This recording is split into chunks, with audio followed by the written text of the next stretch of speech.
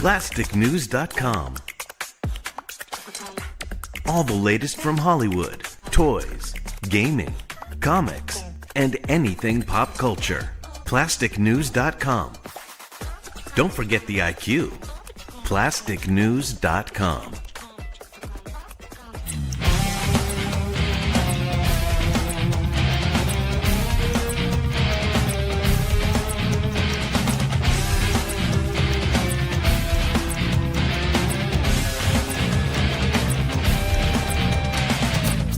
He was the first person to say, we should put comic books in plastic cases and grade them. He told George Lucas to hold on to the merchandising rights, and 3 3/4 would be the perfect scale for the figures. When the owner of Playmates Toys asked him how to compete with the big guys, he gave him his extra copy of TMNT #1. He is the most important collector in the universe. I don't always need a grail, but when I do, I go to holygrailtoys.com. Keep hunting, my friend.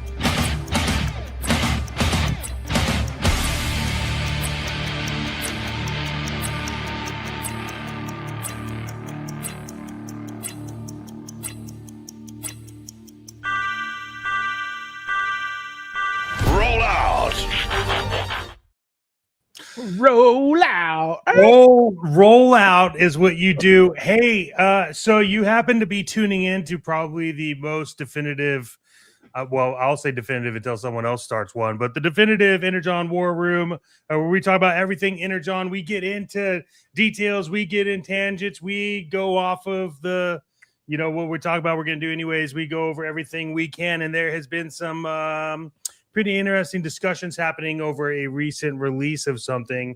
And so, you know, thank you all for hanging out here and for, you know, coming in to see us and just wanting to spend the time with us on Energon War Room. We have got a great show today. We're going to be going over, of course, Transformers, which we haven't done yet. We got Volume 1, Volume 2, Volume 3 to kind of dig into a little bit, but I think this is going to cause another conversation where we say, you know what, that's next time. But hang tight. Thanks for all popping in. We'll get to the chat in a second. This is Energon War Room, and we'll see you back here very shortly.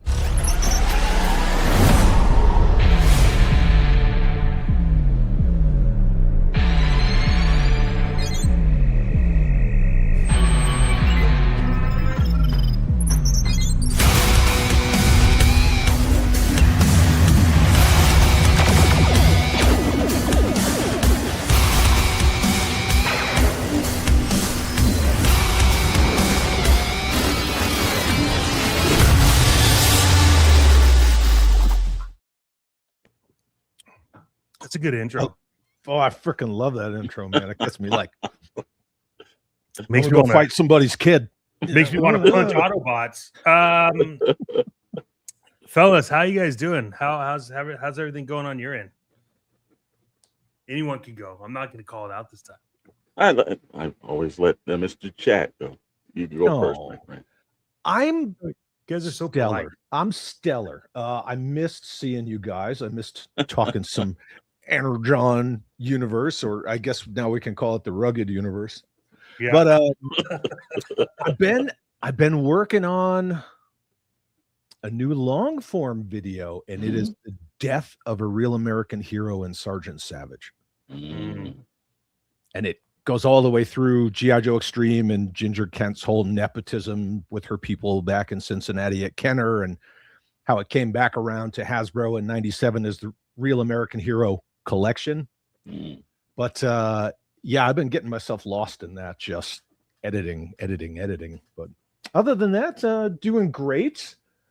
This Sunday's Father's Day for all the dads out there, and you know, we're the unsung ones. So I'll be streaming on Sunday because I'll be alone. You know. I mean, you know, I'll pop into your stream. We could celebrate together. Yeah. Hey, how's it going? Chad's here. I'm here. Yeah. Alex, how are you doing? Doing great, man. Feel blessed again. Like I said, when I have an opportunity to spend time with, two of the greatest people that I know, it's always feels good when you pop in, man. So, hey, looking forward to this. Been enjoying everything else. Hashtag chat was right. Um, guess we are calling it the rugged universe. Hot damn, my camera already started messing up. Yeah, we gotta get like an air conditioner for your camera, dude. I don't know what's going on in Craigslist. It's not even that hot in Southern California, but no, man, just really feeling good, man. Love the stream, love the people's reaction when chat was right, and everybody else that wants to deny that wasn't. Oh no, that's not Energon Duke. And then you can hold a comic to that right up and everything, I know. I put that story up. It's like, oh, it's not Energon Duke. And then what's on the cover of Volume 1? Duke with a beard in that exact kit. And it's like, you can call it whatever you want. Look at that. You call that anything you want, and that's fine. Mm-hmm. The only version of Duke with a beard is Energon Duke. And anybody who says that that's Resolute Duke, first of all, he doesn't have the elbow pads. He doesn't have the giant army across his plate carrier. And Resolute Duke had the same scar that Channing Tatum did because it was a throwback to the original 64 G.I. Joe. That is Energon Universe Duke. Look at your cover of Volume 1 and then stare at this. Can we also talk about how he's like jacked like he's in Energon? Yeah. So he's a brick shit house in Energon. Yeah. Yeah, he's hold on. I think I'm surprised they didn't give him the Band-Aid over his nose. Yeah, actually. But that's something that a good customizer out there can take care of it for us. Yeah, this is my favorite. This is my favorite part about people who say it's not Energon Duke.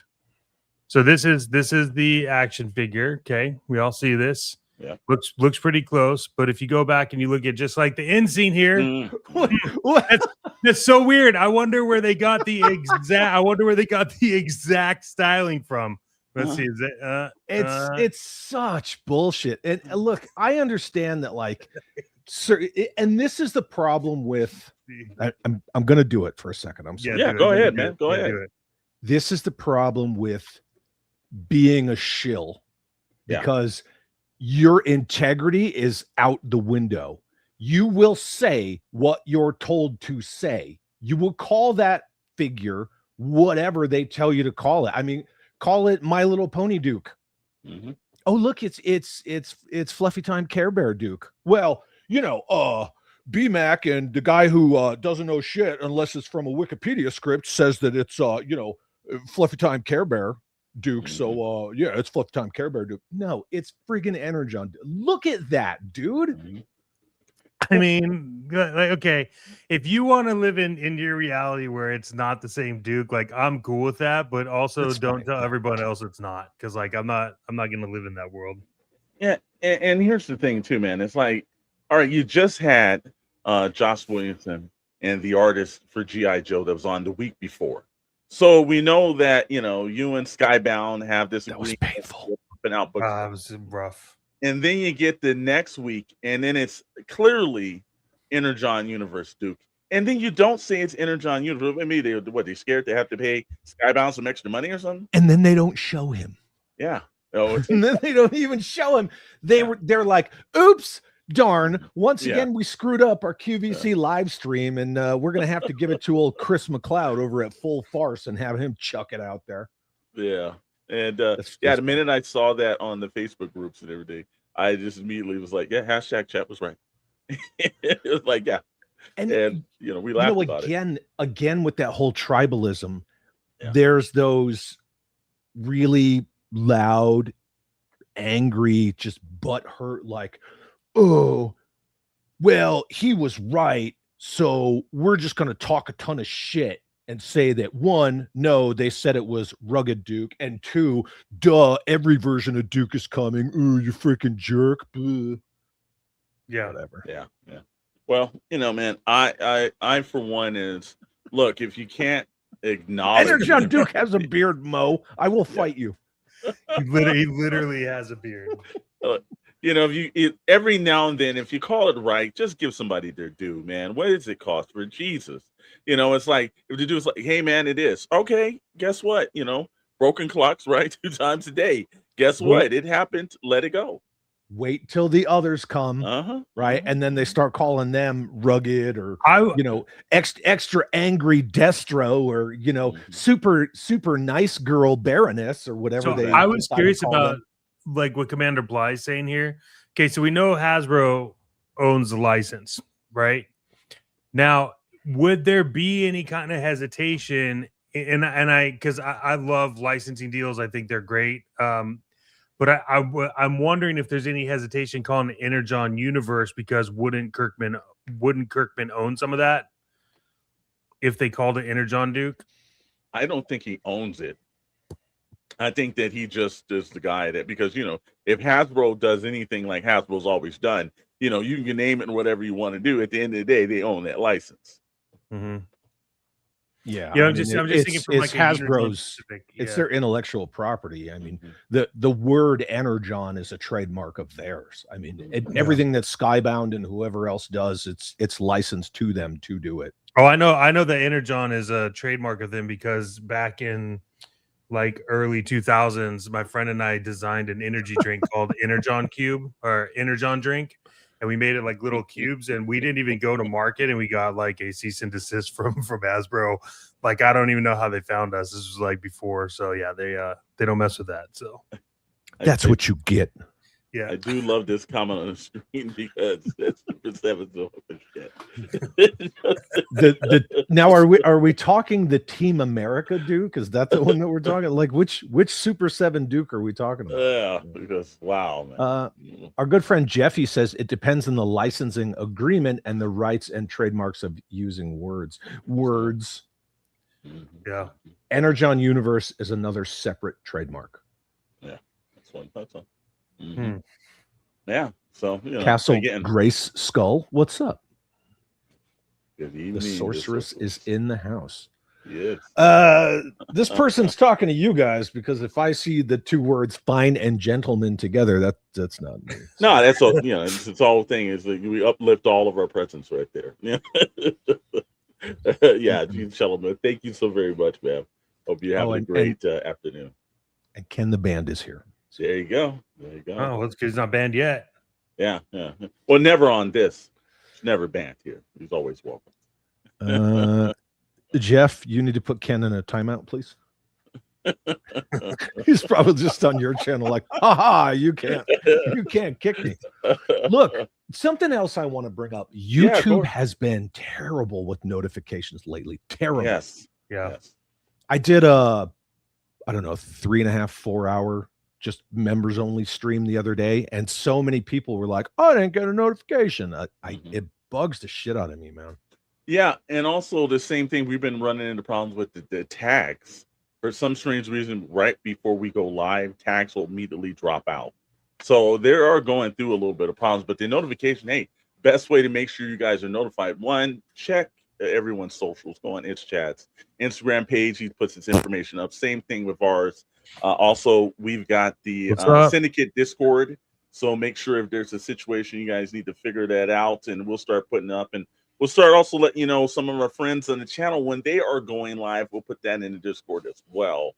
But well, our good friend Mr. Laser Pantalonis from the 3COA is here. What's up, Ryan? Ryan, just so you know, that friggin' G.I. Joe Extreme little cannon thing that you gifted me, I took a picture of it. It's going to be in my next video. So. Oh, Stillwind's here. What's up, Stillwind? Where do we think the story with Prime is going in Transformers? I think you're jumping the the Sharkticon. Yeah, I see what you did there. I don't have any drum sounds. Do we have any drum sounds in here? I just got cheers, brother. I'm sorry. No, that doesn't work. I do. I'll move some assets. Yeah. Okay, good. Laser Pants is so edgy. Look at that. A 4 and Eva. Chad, you well, I mean, everything in Extreme, like if it's a C, it's a K, right? Chaos and Claw, they have Ks because Extreme. Yeah. So we've spent a lot of time kind of digging into Void Rivals, Duke, Cobra, things like that, and then we decided. Good afternoon, Justin. We decided that hey, after talking with everyone before we ended last time, let's get into Transformers. That being said, it's kind of an all over the place to get into. So I think you could get into Transformers where it starts from Void Rivals. We could get into it from where it starts from Cobra. But I think what's most important is maybe we start with. I have the volume, so volume 1, 2, and 3. I have that ready to go, just as like visuals for us. But I do want to kind of pose the question right now. We talked about this last time where it was like this is the Energon Universe is really seeing like the stuff we grew up with in our childhood, Transformers, G.I. Joe, now M.A.S.K, kind of like the grown version of this. Would you guys, where are you guys at on does this have potential to be one of the best Optimus Primes ever written?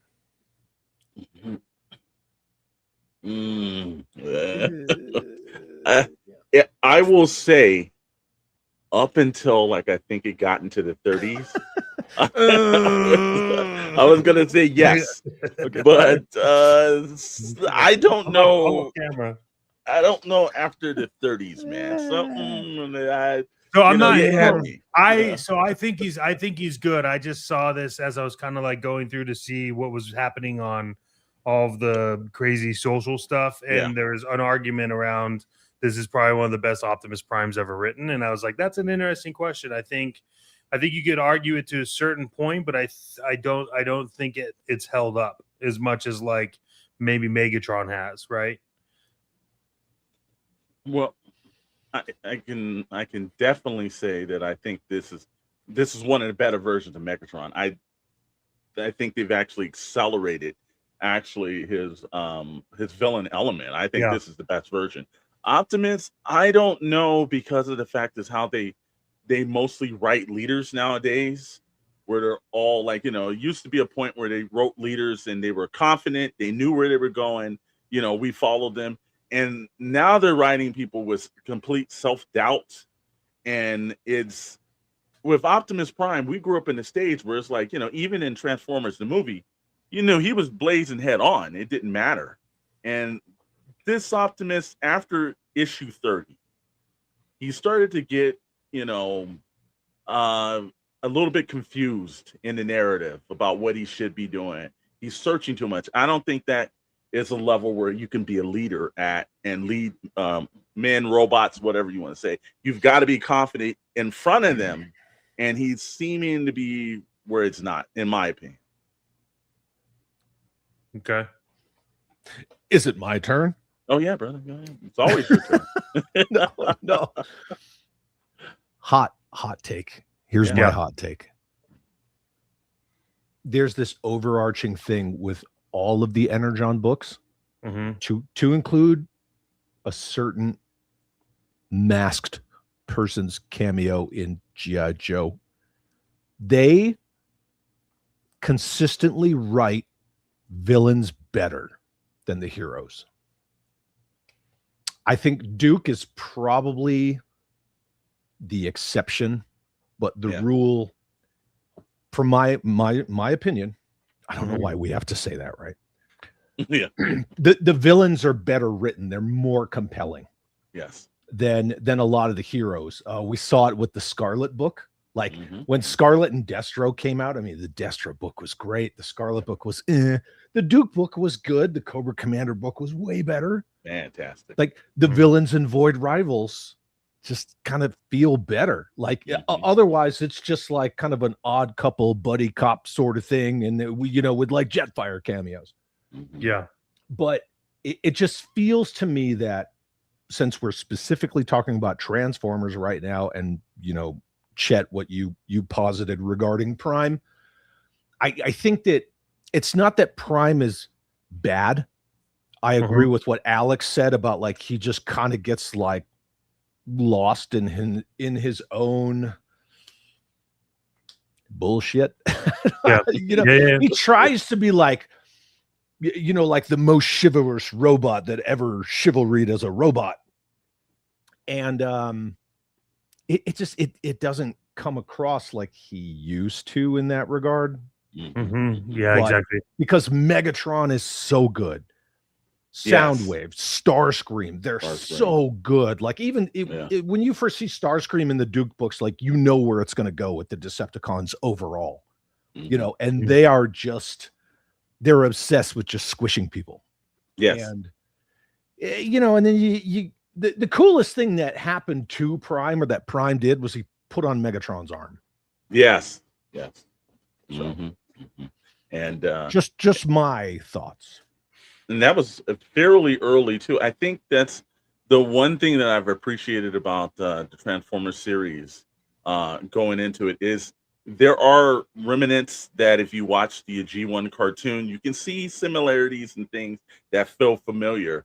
And then they throw that right out the window. And starting from like, issue 1 of Transformers, like our fan favorite Transformer meets a complete demise within like the first 10 pages. And I'm like, all right, this is a fan favorite. Where do you really see that happen too often, man? No, that's true. Yeah. So, I do think the villain Starscream, I think they've written Starscream way better than I thought that they treated him in the G1 cartoon. He's like truly villainous. And I don't know if you could say maybe Megatron's equal, but I like to see that Megatron Starscream war at one point, because I do think that this is not the same guy that's basically going to bow down, Yeah. See, Jeff says they keep making Prime unsure of himself.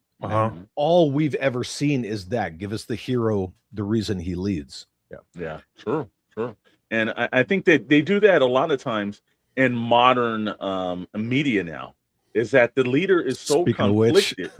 There you go right there. Love when it just pops up like that. It's like it's meant to happen. But but they're doing that in, like, there used to be a point where all our heroes knew their plight.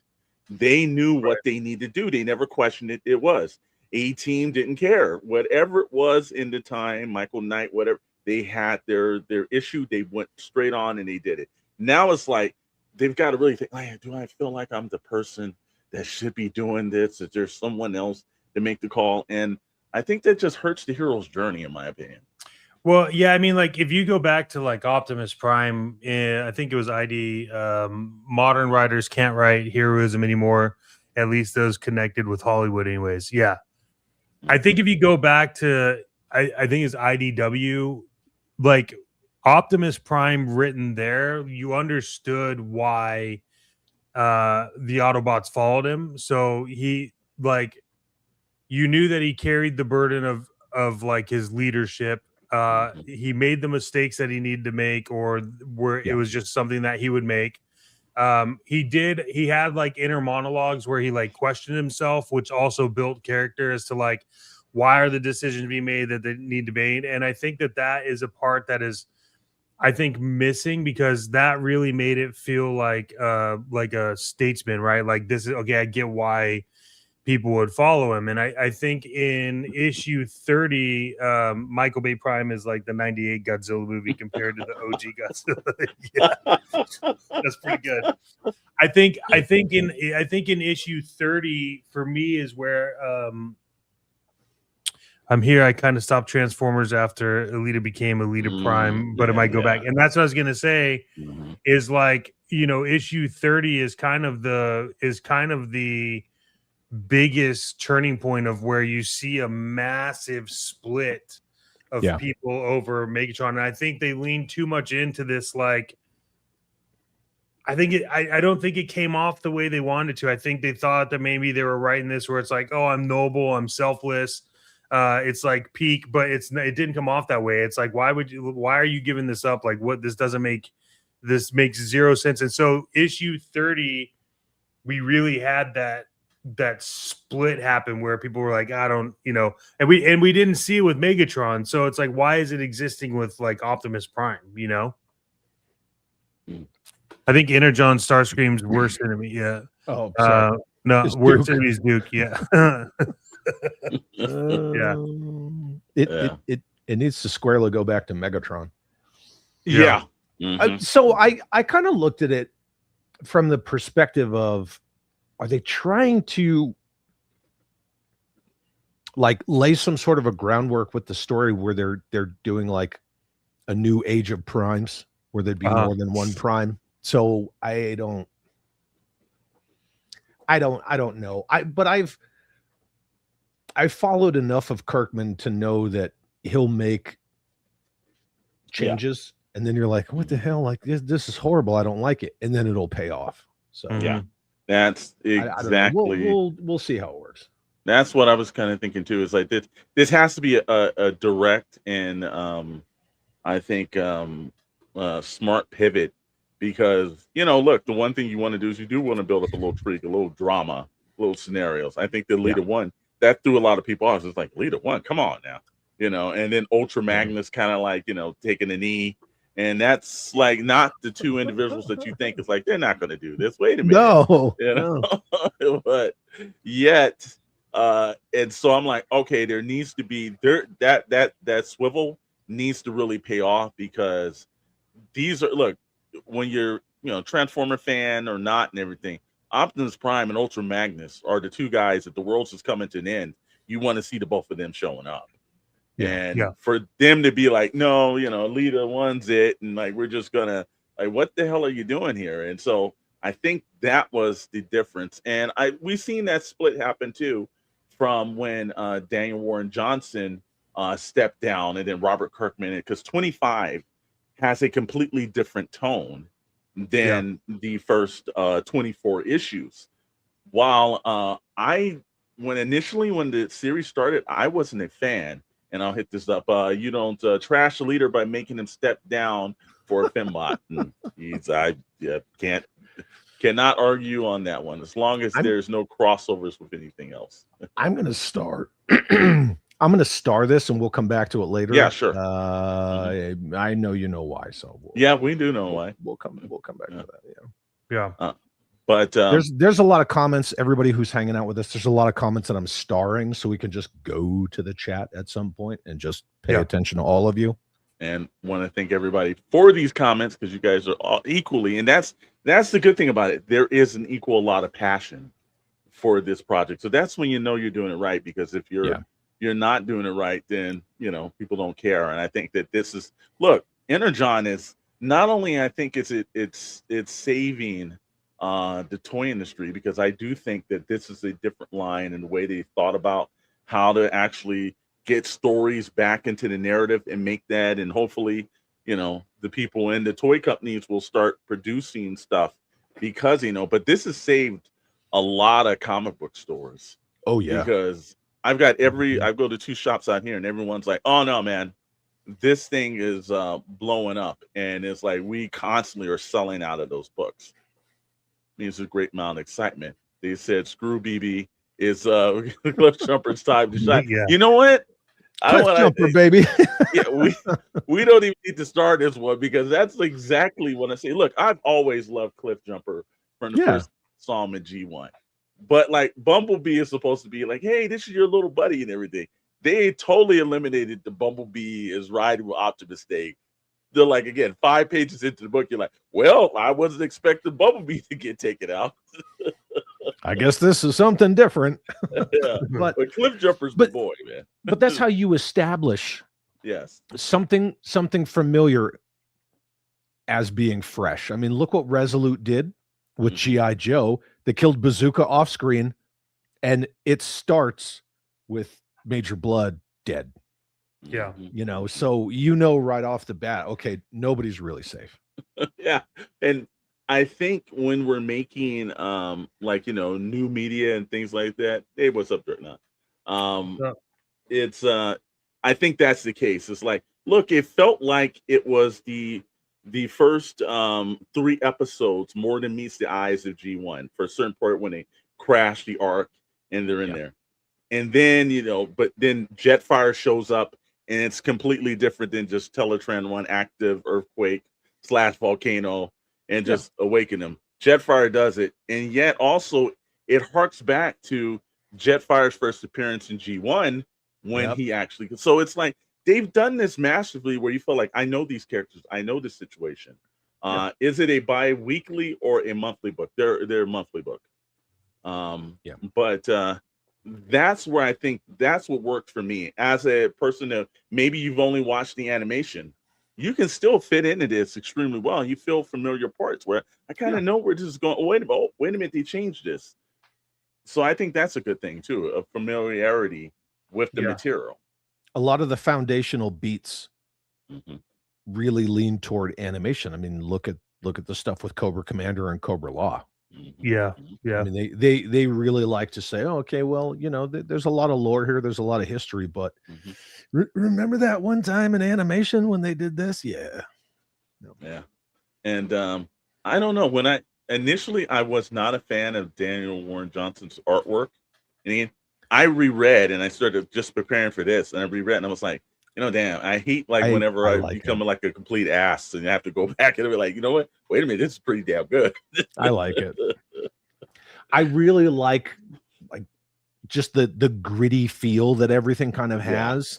And you know, as Chet's scrolling, whenever you see them firing weapons, like when Soundwave sets off his shoulder cannon and just that massive explosion, they do a good job giving a lot of weight to their weapons fire. So I don't know. I like it. I ended It's up supposed to be Picasso, you know. I literally have, because Dan Moore's stuff I think looks very vibrant, very animation like. It's his own. But as I started going back, it's like the grittiness, and like you're saying too, the one aspect too is that it does feel more mechanical yet energy based in his drawings. Like there's certain movements and things he's done. There's a part where I think his switch with like Devastator, when he shows them, I'm like, oh my goodness, like it felt like I was watching like live animation while reading the book. It shifted so well. And then I was like, all right, so I glanced over this the first time I read it, and I didn't have a point of, but that's a good thing about artwork. You take time, you sit back, you see little nuances, and you have a completely different appearance. And I think the one thing that was, I like the establishment of the human characters, because, like, you know, I'm a huge Godzilla fan. Every damn time a human shows up in a Godzilla movie, the movie gets all screwed up. You know, you're like, all right, well, the movie was good until this happened. Same thing with the Transformers, where the Michael Bay movies and everything. The humans kind of have a hard time keeping the stories together. They usually are a little bit too more focused on their lives and not the actual lead. The movie's called Transformers. Not you know, this other character. Not Shia LaBeouf screams Optimus for 2 hours. But this one, kind of the setup is good with the Sparkplug and Spike and Kari, and then it all immediately shifts. Brian, where you going? Life becomes a mess. Where you going, sucker? Sorry, I didn't mean to cut you off. But if no, I always want to say bye. Hey, you're supposed to, you know, got to check in before you leave the war room, man. So damn straight. But that's where I think really surprised me is how well the human characters and their plight was equally as enforced and everything, and it worked well. And I was like, yeah, they did a great job between, you know, me caring about the Transformers and me caring about these 3 human beings. And there's a lot of things that happened where I did not think it was going to happen. Okay. You better not leave. I'll take your wrench away. The writer for Energon Universe was also going to write in M.A.S.K as well as Gem. Well, M.A.S.K has been written into Energon for a hot minute. Yeah. So yeah, M.A.S.K has been around. So, what would you say so far? And I guess we'll kind of keep it a little bit narrowed down into like the 3 volumes, because I think that's where everyone has the potential to get caught up. And fair warning, there are spoilers in this. So where would you say has probably been the most impactful death you've seen throughout the like 3 volumes? Because we've had a lot, right? We've had Autobots, we've had Decepticons, we had a major like human death, right? Yeah. So like where I mean, obviously, like the obvious one is like, okay, Bumblebee getting shot in the face right after he revives is like, okay, you know, and so then that takes you into like Starscream, but I mean, we've had a lot, right? There's been Ratchet, Hot Link, who else? Huffer, Jetfire. Like, I mean, we have. Jetfire. Yeah. Mm. What would you say? Go first, Jet. No, Alex, you please. Sure. All right. Yeah. I thought the most significant death, because I was not expecting this, was Sparkplug walking into the Matrix. I did not think that was going to happen, and I was like, "Holy damn! You're taking out the two mainstays of the G1 already." And I was like, I did not expect that, and I thought, "Wow, that's how you sacrifice a character and make it worth something." Here, because Energon is actually everywhere. You're absolutely right. It is. Hell yeah. Press your Okro. Do you think that's right, Justin? That's what I do. Sorry. Do you think that? Sparkplug played? Do you think that scene, right? So if you go back and look at that scene, do you think that played on the decision to write in like Alita Prime and kind of like play with that mindset of like, oh, your loyalties to Earth instead of Cyber? Because right, Alita's whole thing is like Cybertron's our home. There's still like a crap ton of people suffering. That's the whole purpose of like her, like, and him stepping down. I feel like if you go back and look at it, you had this like, you had Sparkplug sacrifice, and then you fast forward, and now we're talking about, okay, Optimus just gives everything up. Like, do you think that played a big part of it? Yes. Okay. It seemed like a close-ended question. I don't know. I'm just giving you a yes. No, I mean, I do. It was a close-ended question. I mean, like, he literally, if you think about it, he literally sacrifices himself for like two things, right? So so I think it's just that if you can go back and tie it together, then you can see that's kind of what influenced Optimus to do it, I guess, in my opinion. Ratchet, because it pissed me off. Why do that? Why? Wasn't Jetfire brought back to life? Yeah, well, Ratchet's whole thing was to save Cliffjumper, right? So I believe that was issue 6 or something. So like he says, if they can recover the memory chips, then actually no robots die. LOL. Well, you don't know that. You guys are pissing. You guys are pissing this one off. We said spoilers. Chet said it. Yeah, Castle. We said spoilers. Spoilers. I'm gonna say Jetfire. Okay. Just because I freaking love Jetfire. Yeah. In the scheme of Autobots, I think Jetfire is my favorite. Always has been. I'm gonna say Jetfire is my favorite. Okay. And I was not thrilled about that at first. So so Jetfire, hell yeah. Hell yeah. I think you're right on that, Chat. Was that, one, we started with Optimus Prime and he steps on the deer. And he has a direct effect of like life and the cause that he's doing, but wasn't Jetfire brought back with? Yeah, he was brought back in 27. I think that's Wheeljack. Spoilers. Wheeljack repaired the Teletron one, I think, to bring him back in issue 27. He brought back a bunch of other ones too, like Brawn and Mirage and all that. So I'm fine with the deaths of any character as long as it's meaningful, moves the story forward. Also, if they kill someone off, they need to stay dead. Yeah, I mean, you can make the argument of why they shouldn't, but but at the same time, that's go all the way back to the original Transformers cartoon, right? They had like Zombie Prime, and then he came back for real. Well, and Jetfire was dead for 26 issues. He died in issue 1, and then came back in issue 27. $10. Bumblebee comes back as a Tesla. I don't know if he'd last long, but sure. Here's a question: Are Transformers waterproof? Well, if you go back to G1 cartoon, they were surfing, so I would assume so. They went down to Atlantis, so I would think it's implied. Okay, we don't need to get specifics. It's just implied. Actually, they're waterproof. Yes, thank you. But according to the Bayverse, if you put them in the Marianas Trench, right, There you because go. it's so crushing, then that's it. Mhm. Yeah, that's a lie. But he came back anyway. Yeah. Oh God, no. Remember, Michael Bay wanted to call it Teenage Mutant Alien Turtles. Yeah. So- Thank God he never What? got to do that. Yeah, before he was going to title it Teenage Mutant Alien Turtles. Jetfire is my favorite Transformer of all time. Heart and mind of a scientist, but never backed down when his friends needed him. Yep. Yeah. I can see I disappointed you today, Chad. So Yeah. you're welcome. I'm sorry. Yeah. I think the beats Look at on look at Oh, the it's time. time I to gotta, end. It's time Yeah. to end. Yeah. I gotta go. I think the beats that both writers have had so far have been extremely good for Megatron. Somehow Megatron returned. Somehow, I don't know. This is Only you know if it's that's- Oscar Isaac giving that line. Yeah. Because like you know how there's a point where being in I'm sure I think Jeffy's a writer, right? There's a point where they say paint yourself in a corner.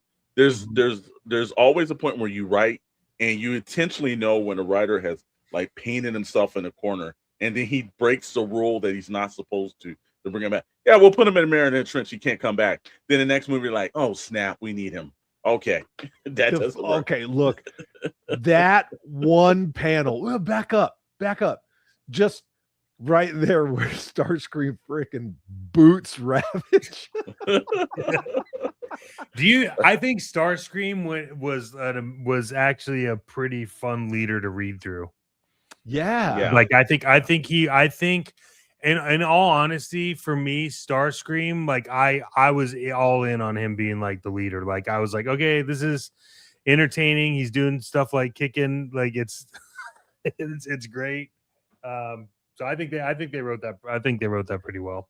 Well, and then there's, Cobra Commander kicked a puppy, right? Mm-hmm. Starscream kicks Ravage. They were both voiced by Chris Latta, 6 Degrees of Kevin Bacon. Which but makes you wonder if as soon as I saw that, I was like, oh, that's Cobra Commander kicking the dog. Yeah, that probably is intentional now. That'd be a good shirt, actually. Note to self. Yeah, poor Ravage. I know. Yeah, the animals are not getting a lot of love in the Energon Universe. But look, I think Starscream is probably one of the better characters. They've actually changed his persona a little bit more. He sees himself as equal to Megatron. He always did, but he never really kind of was. And he's given Prime, while Prime is the leader of the Autobots, it's like Starscream is an equal to Megatron because he's almost basically Starscream took out a crap load of Transformers, Autobots, but the same way too, it's like he sees himself as worthy of the leadership. Yeah. For those who know Hector Ramirez, 6 Degrees of Hector. That's what we need to call it. Perfect. Yeah, but this is why I love the chat. Yeah, I know. Mother Slug says, I always took Starscream as the first Karen. That voice is like nails to a chalkboard. Okay. No, come on. It's Chris Latta, man. It's Decompose. What's up, Paul? Good to see you. What's going on, Paul? Okay, here you go. Look, $1 million idea. Starscream versus John Wick. There you go. Actually, that might be pretty damn good. Actually. John Wick in like Transformer form? I think it's just John Wick. Or just John Wick. He would just take his eyes out. Yeah. Okay. Duke yeah, got no, man. away. I'm so far. I think that everything that they've been doing with Transformers have been kind of like a little spirit. G.I. Joe's a little bit more of a little slower burn, and it takes a little while for them to get up. Yeah, I think Transformers, they just ran out the box and just kept them going in every issue. You're like, well, wow, what's going on? What's happening here? You're like, every issue has been, that's how comics were supposed to be written, like they were in the days.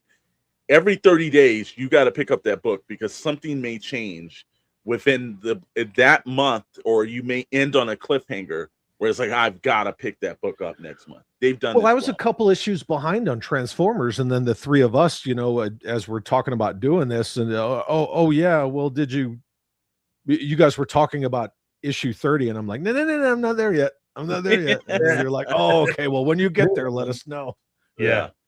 So Are you there yet? Absolutely. Are you there yet? Yes. Okay, good. Okay, good. But yeah, you gotta stay on top of that. It's like homework. Yes. It's enjoyable homework.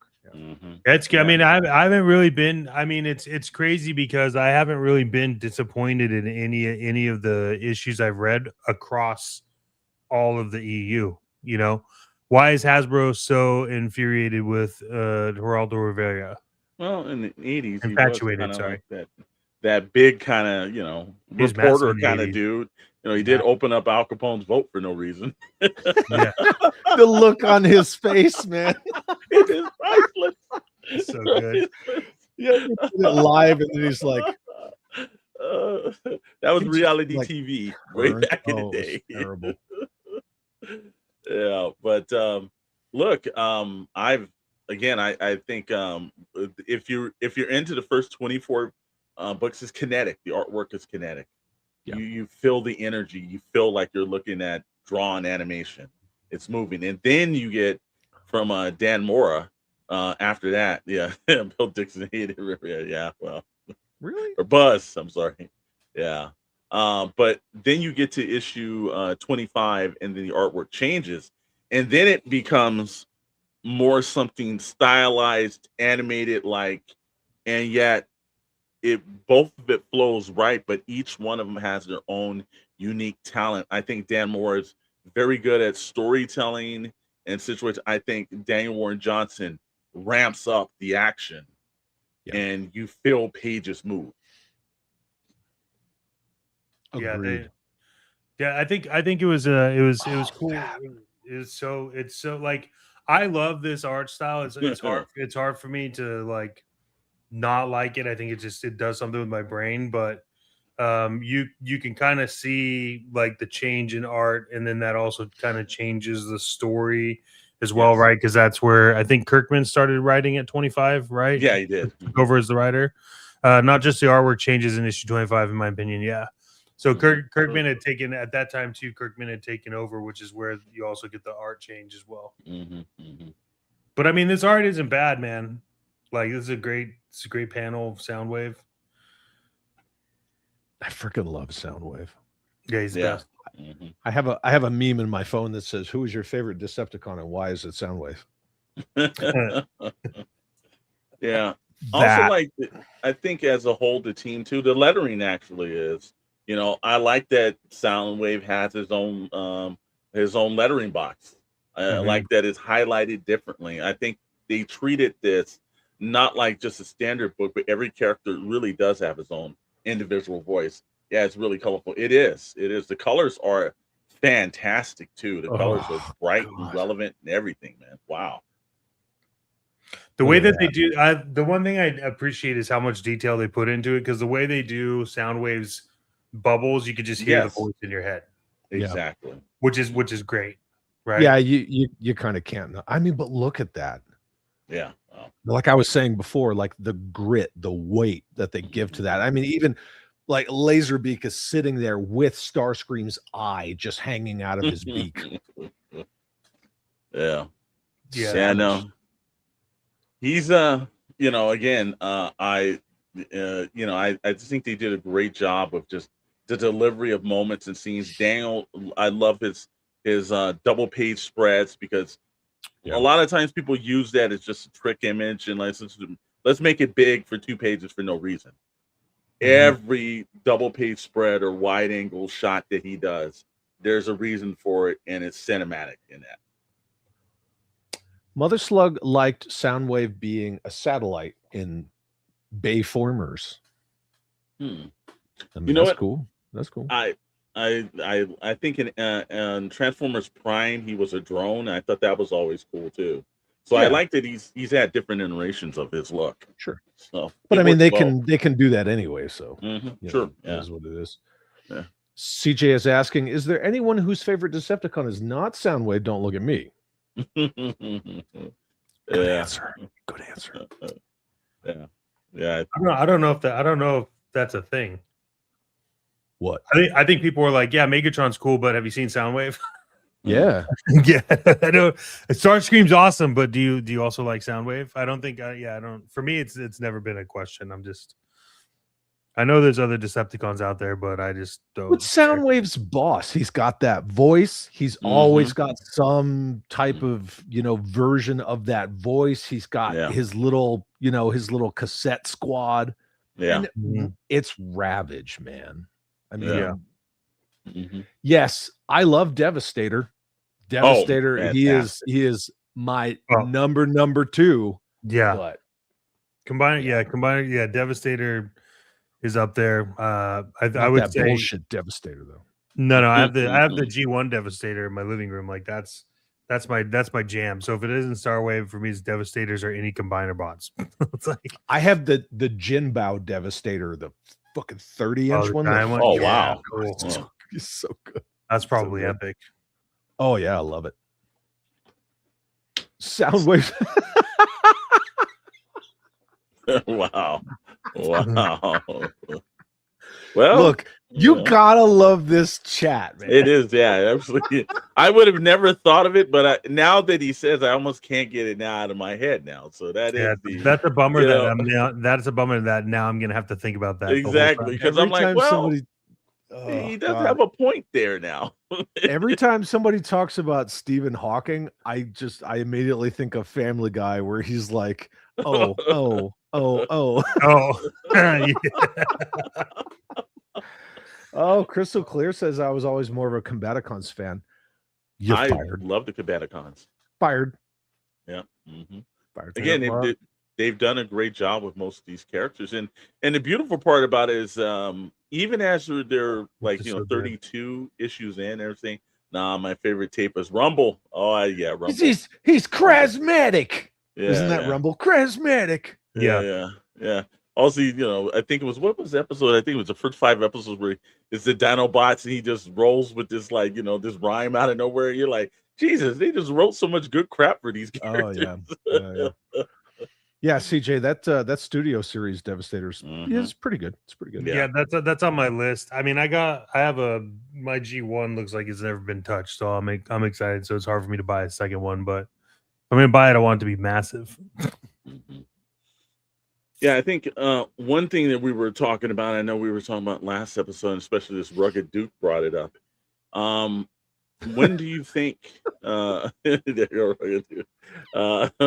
when do you think the Rugged Universe is going to start, and will they start dropping some Transformers with it? I almost couldn't get that out. I almost couldn't get it out. Look, I'm already canceled. I don't give a shit. Let's go. Let's do it.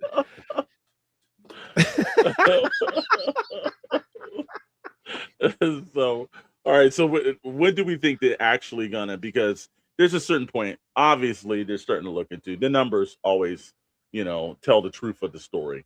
Do we think in any way possible that they will actually start designating, other than the Jetfire and the Void Rivals special edition that they did last year for San Diego Comic-Con?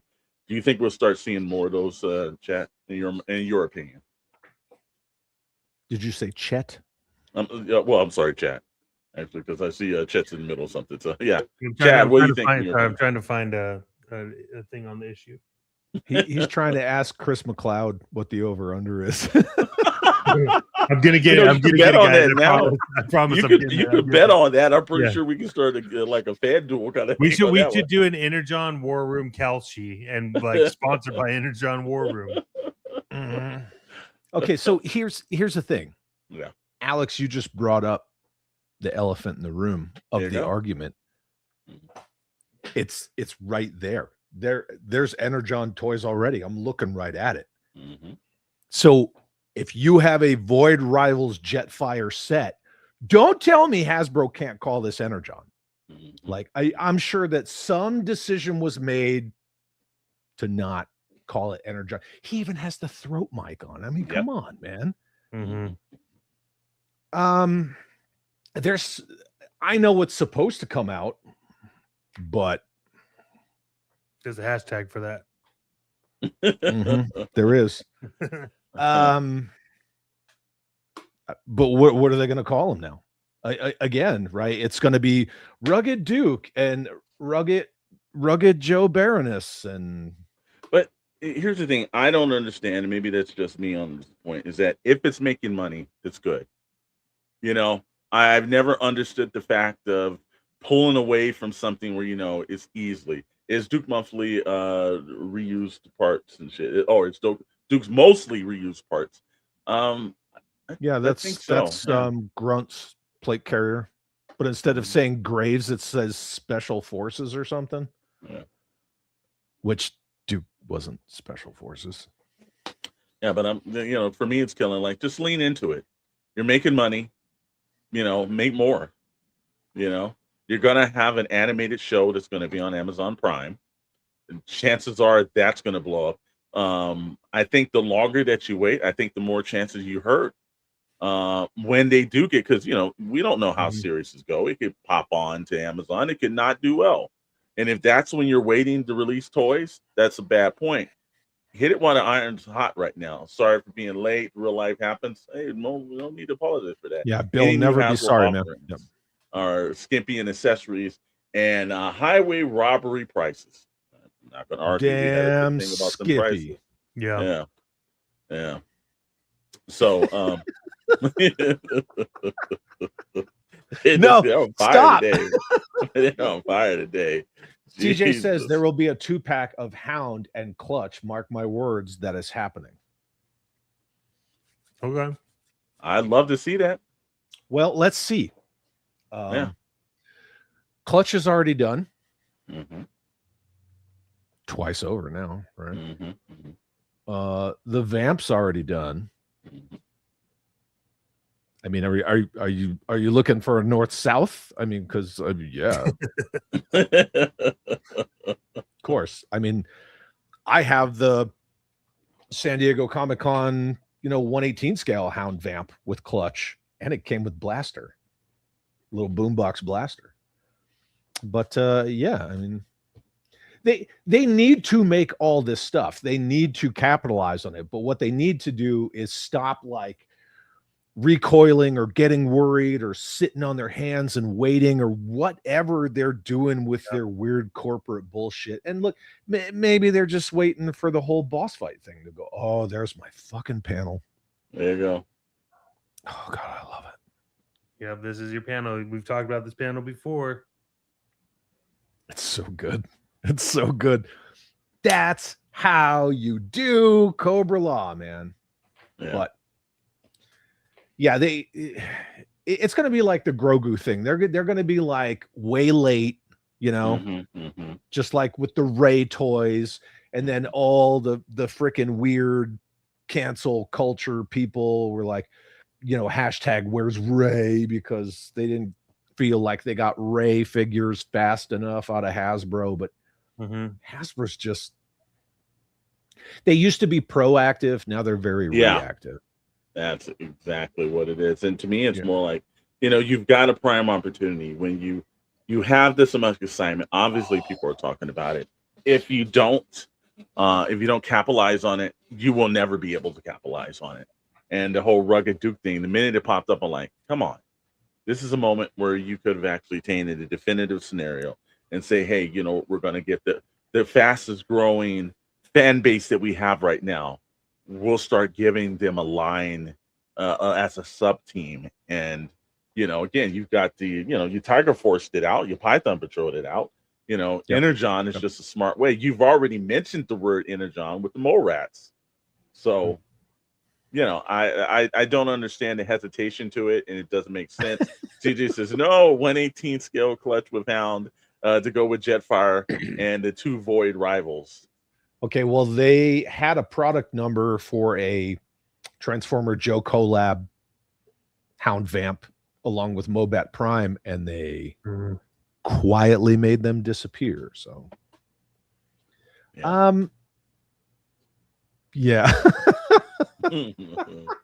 Soundwave's cassettes are now a wheelchair, a walker, and a Craftmatic adjustable bed.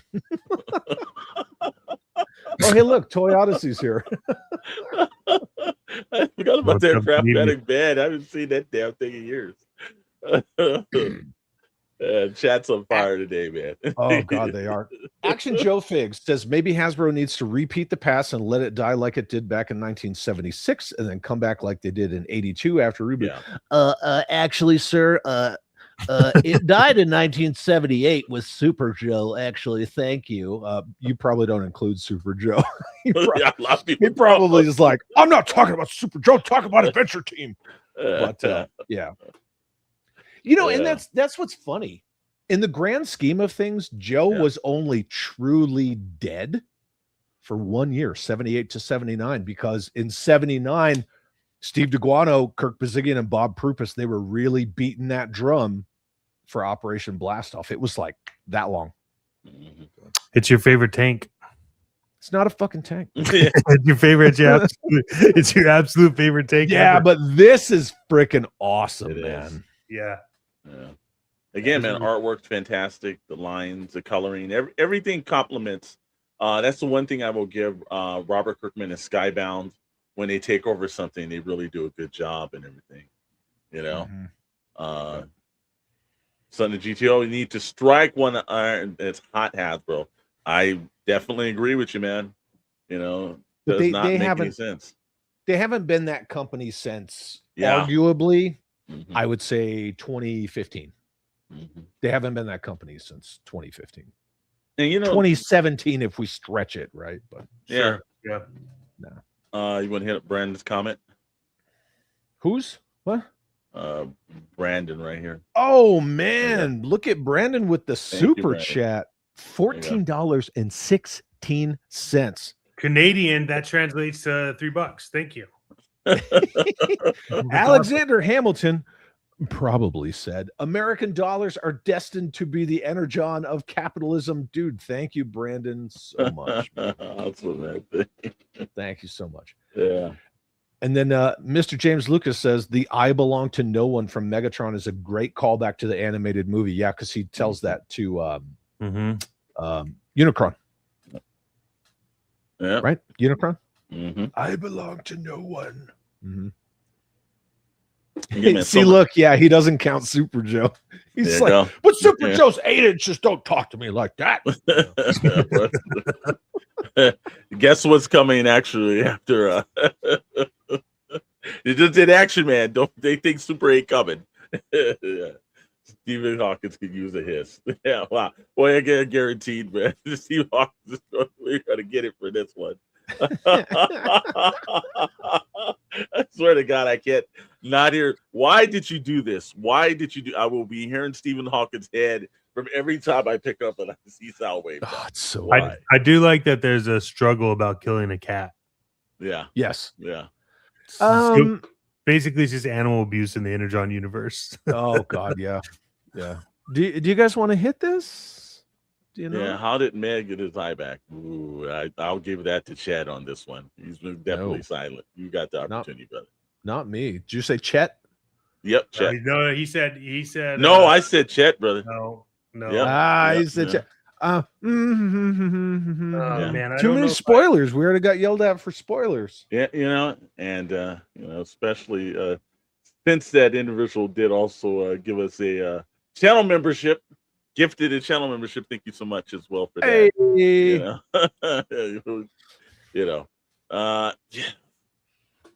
This I'll let you guys. I don't want to. I don't know how to. I don't want. Yeah, you're right. It's like it's a spoiler. Should I say? I mean, if you want to read it, I'll tell you. Issue issue 24. It's in the book. Yeah, I don't want to get into it because I don't want to get into it. I will say what I will say is that Soundwave helps with it. Okay, that's keeping it right on the, look, you're gonna enjoy it if you read it. Yeah, it's the difference. We can tell you it and everything, but it's like a movie. If somebody tells you the movie, are you gonna watch the movie? Right now, we've just teased you enough to get the book. I also think that that's a. I actually scrolled through it when we were talking, but I do think that's kind of important to read through. Starscream became a hiss. Well, not here. I'll scroll up so you can see what happened. But yeah, I don't want to give that away because I think it's important to read that, and it does kind of. It's just important to know it's Soundwave. So yeah, with stuff and things. Yeah, stuff and things happen with things and stuff. So this is how Starscream becomes a hiss. So they found him, then they put him on top, and he wakes up. Mm-hmm. Yeah, James Lucas says that's a great view showing just how big Starscream is next to the hiss. Not a tank. Chad told me it's not. It's a high-speed sentry. Yeah, it's a reconnaissance vehicle.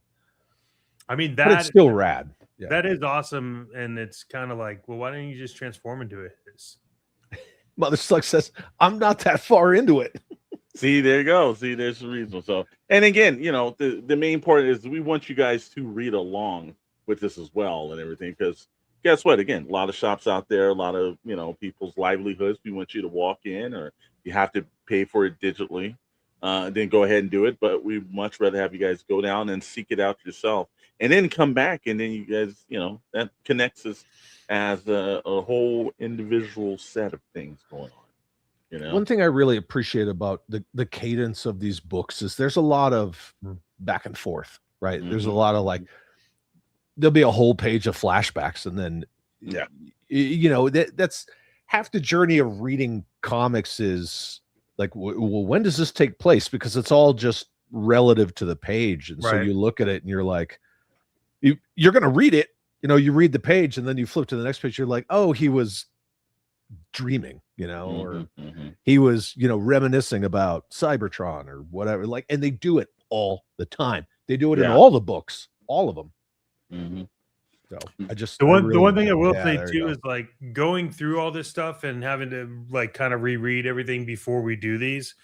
I enjoy the fact that pretty much all of the Energon books are rereadable. Like I could just go back through and reread them, and I'm like, wait, I didn't notice that in this panel before. Like, how did I miss this whole part of the story? Right. So I really enjoy that. The hiss is not a tank, and Quick is not. Quick Kick's not a ninja. Yeah. No, Quick Kick is not a ninja. Zartan's hood is not hair, and Destro's mouth does not move. Yeah, and and on and on and on and on and on. Exactly. And that's another thing about the rereadability, if that's really a word. It is now. I said so. Yeah. Chad's always right. He is. Pound sign. Pound Chad.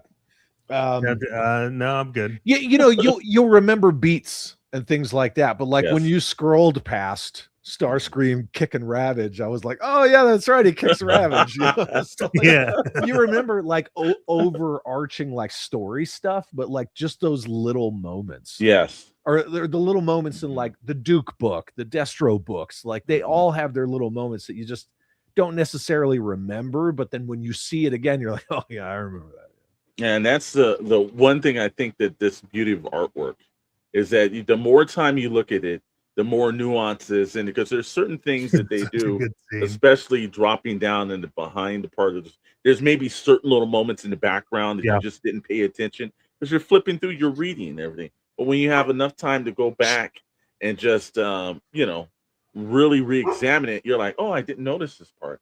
I'm seeing this, I'm seeing that.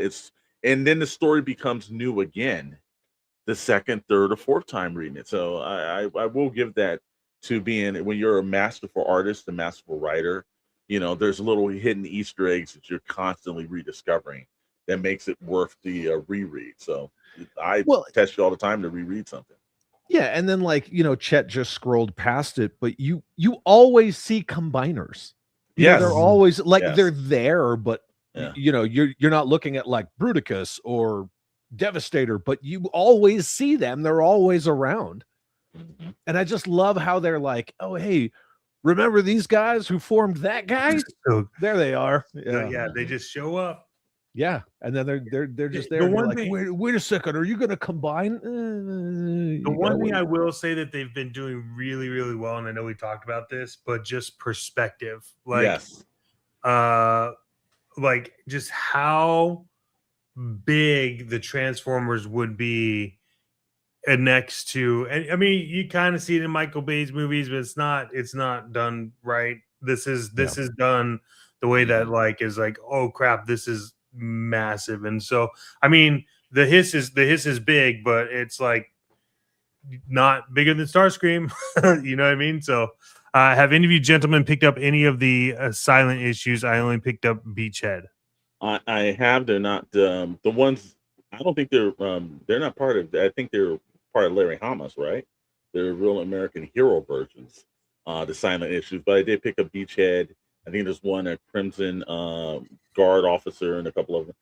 They've actually been pretty. Look, it's hard to redo issue 21 of G.I. Joe, but Beachhead and a couple of them, they have been pretty good. But I think that's more real American hero, Larry Hama connected than Energon. But I have picked up a couple of them. Yes.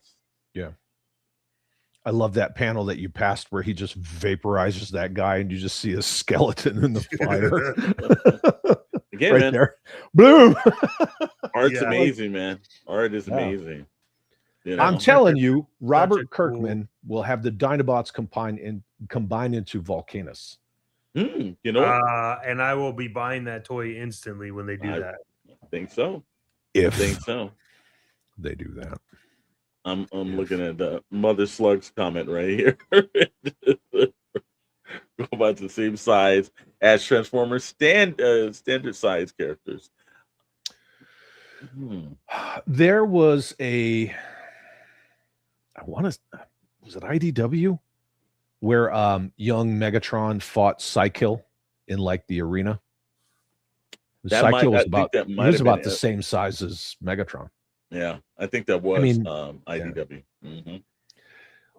If you're being serious, Mother Slug, there's a lot of images out there of the Psykill Megatron beatdown. So you can see the size of Psykill in comparison. Whoa, do not call them Timu Transformers. Do not. You will get my wrath. The thing that I was laughing said Timu Transformer before Timu was even invented. Ken, I don't think he was talking about that one. He's talking about like a now one. Yeah. Oh, look at Prime's face, bro. Yeah. Again, the one thing I do love is that all the Transformers, whether Autobot or Decepticon, are battle damaged.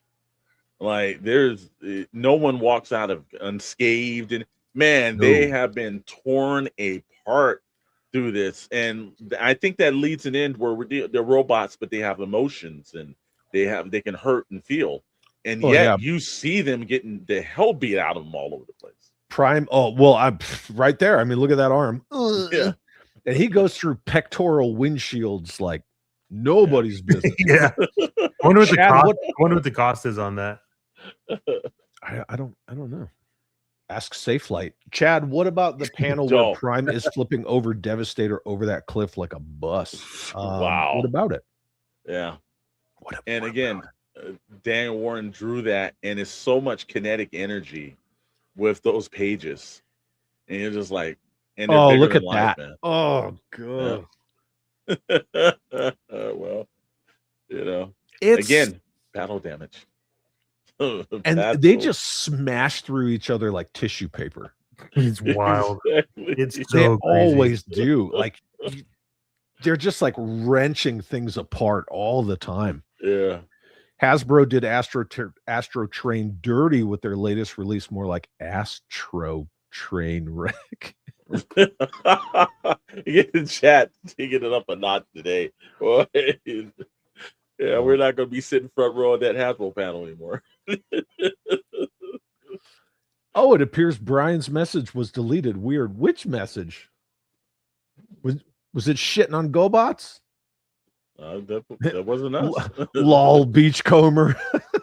Hey, I made a fun little beachcomber custom. Why not? Right? The Titan man, why is says- everybody getting on beat? He's just a hippie. He likes hanging out at the beach, man. Why you guys always on him? Oh yeah, there you go. Nicotrona says GoBots were first to market. That's right, they were. Machine Robo for the win. Yeah, Bruticus. Oh yeah, such a good panel. Yeah, man. They're again pushing the envelope on this. If you guys haven't started reading it, please head down to your local comic stores. And I will say this too: if you can't find the individual issues, don't kill yourself over it. Just go ahead and grab the volumes are great. The volumes, yeah, because then you can make it like a little bit easier. And I think also too, the one thing about the volumes, he's done such a great job of all of the graphic design work. It's just a nice sit down on a Saturday afternoon, you know. Oh, it's so good. Transformers and stuff. Yeah, no, not when they're fighting other Transformers. And I think that's like, you know, other than, and I will say the only thing I think that Michael Bay did that was even halfway decent in films was that Transformers just damaged Transformers. There it is. There it is. So good, dude. Boom! Just right into him. Choo choo. There you go. Yeah. Choo choo. But one of the most badass ones ever is a train, dude. Come on. Yeah. Well, chugga chugga, bitches. That should be his tagline. What is a Megatron? Why are a Megatron? Ooh, the Megatron.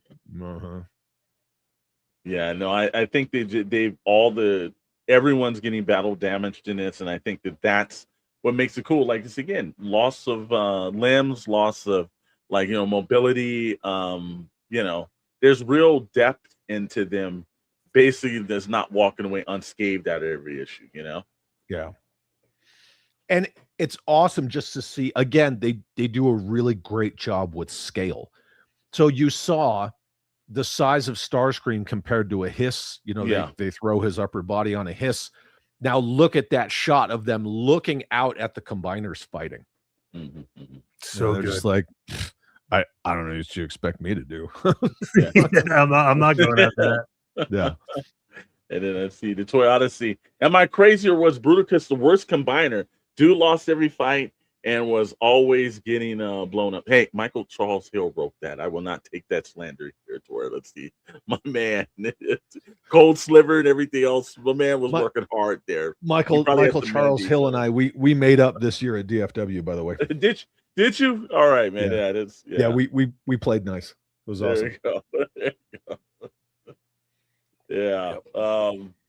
Yeah, no, I understand it too. He's right on that point. It seems like Bruticus, but I like the introduction to him in the G1 show. I always thought that it looked completely different than the standard ones. They were two vehicles that were updated and but yeah, you're right. The minute Minosaur comes out of nowhere and just basically just one punch and breaks him, so that does kind of hurt. But I did like the fact that Starscream it was kind of like the Destro kind of thing with the Iron Grenadiers. I'm just going to start my own group. I wish they would have played on that a little bit more. Yeah. Is Devastator really the biggest combiner? I never understood that saying. Well, according to what? Right. Yeah. So are we talking about toys? Are we talking about animation? Are we talking about comics? Because I think each of those examples is different. Because like when we're talking about like the OG toys, no, he's not. Yeah. So he's the friggin' coolest. Yeah. And that's it. One of the first combiners really that kind of sets up everything for us. Yeah. So there's a different expertise. And that's why, sometimes when you're first, you're best. And I think that in our minds, and then also you got the construction vehicles to it too. It has a very Tonka slap in the face. Yeah. Beachcomber. They don't time the toys to come out with entertainment or comics anymore. Nope. They do not. No. They just throw up their friggin' QVC little live streams and they're like, hey, look at this render. By the way, go buy this stuff. Oh, wait, it's already sold out, sucker. Since we haven't talked about that, God knows, we can. I was a tad bit disappointed that I thought, with Dan Larson being on, let the guy do what he does. Don't have him. It felt like he was in handcuffs. B-Mac was basically, he's sitting up there and basically kind of like just muttering through it and everything. And I'm like, if you bring someone on like that, let them do what they do on their channel and make it entertaining. But have a back and forth. Hey man, what you thinking? What do you think? And everything. And that's not entertaining to me, man. So it's like, I understand, hey, you're getting paid. Ain't counting it. You get be paid, they fly you out, you get a fine. But if you're gonna bring a personality on, let them be the personality at least. Agreed. Okay. I mean, he could read a teleprompter, and that's not a knock, right? No. That's just like he can do it, so let him do it. Boom! Look at that shot. Look at that. I think ultimately, like the Predaking might have been one of the bigger ones, size wise, but I think in general, like just physical, like huge. Monstructo, I think that was his name, right? What are you talking about for who? Monstructor. What's his name? Monstar, Monchichis. Moonchichis, yeah, with the little bows on the little bows on their head. The rescue bots were pretty big. I'm just gonna go with Predaking. That's fine. Whatever. Yeah, okay, that's fine. We'll go with that. Ken says Larson has to have a script. Yeah, you let him take time and write one. Exactly. Yeah, I mean, I don't know. Yeah, like if they would have just given Dan Larson, here's all the points we want you to hit over the next 4 weeks, and just let him run it like his show, then people would try to look forward to it. The two best combiners are Devastator and Superion. Lord knows I love all the jets. Yes, Jetfire 2, Chad. So I have to love the aerial bots. I do love Superion. Yeah. Well, here's I'm going to go with Sci-Fi Swamp Man. He says comics, toys, and animation. Predaking was the largest. Okay, there you go. Yeah, I know the toys friggin' huge. So yeah. Right. Yeah. But I mean, those are kind of the three tenets, right? So true. Of any kind of multimedia approach. But this is like such a massive scene. And again, perspective, man. It looks massive. But see, Zack Snyder would have got yelled at for something like this. Like, how dare you have them fight in a town and everybody? Yeah. Also, Michael Bay destroyed more towns in America than anybody else. Yeah, but everybody's giving Zack Snyder shit. He totally destroyed Chicago. We didn't even forget about that part. Destroyed everything. Ooh, Defensor. Yeah, Defensor was the rescue bots, right? Yeah, he was. Yeah. That's a great combiner too. Again, mine is actually the one that got shitted on was the Bruticus and the Combaticons. It's Devastator and moving on. It. What's your favorite? It's back to your meme. What's your favorite combiner and why is it Devastator? Yeah. Who's your second favorite Decepticon that happens to be a combiner? And of course, it's Devastator. There you go. Like I said, hashtag chat was right. This is kind of a cool reveal scene, I think. So many great looks, iconic parts, and everything. All right, so we've hit a point. Oh God, there it is. Motormaster with like Prime. Well, he's got a point about that. Actually, he does. Even the voices are kind of like really like, yeah. Leo Kaiser was a really big combiner too, though. Yeah, just not really well known. Yeah. Well, didn't they just do a They did a HasLab, yeah. The Monstructor is the one where they're the monster bots that combine. Oh, so okay. yeah, and that's pretty big. But CJ said slag, so now we have to cancel him. You hear that? Can't say slag. Can't say slave one. There you go. Yeah. Can't you are probably not. You're probably never gonna be allowed in a YouTube chat ever again. No. Yeah, I know. Unless it's ours. Yeah. You're fine. You're fine here. So join the club. Cool. We don't care. We know what you're talking about. He'll always be slag. Yeah. And see, I agree. Like, I love the artwork. I think it Yeah. lends itself very well for like the gritty, like sharp, like everything just looks sharp. It Yeah. looks dented and dinged up, and like it's just gonna fuck you up. Yeah. When they're actually Transformers that are like damaged, they look like they're ragged, they're torn apart, they're missing something. Like that it's not like Dan Morris more. It's neat and it's fine and it looks perfect. Yeah. But Dan Warren Johnson, some of the other artists they had, it looks rugged and just it does work for that, and it gives you depth in the story as well. I hope the inkers get paid well, because like all those little damn black sure, that'd lines be are like, good stuff. son of a bitch. Yeah. Just like all the Yeah, you time. just can't click on the Sadiq and just hit the black part and everything. You No. really got to go through and put some fine work through that. Yeah, they're like scratching. Mm-hmm. Mother Slug, we don't discuss the Michael Bay Devastator around here. Thank No, you. we don't. No, we don't. No, Justin, you will be celebrated as a real man and a hero of pop culture. Got any tips? Never go fool. Oh yeah, it's Ravage. Oh, Yeah, I love Again, that man. shot. So if we had to grade the Transformers series Yeah. out of everything right now, I'm just a round tree for everybody. 1 to 10, what would you guys be marking this? Out of everything, At everything right now, put it in.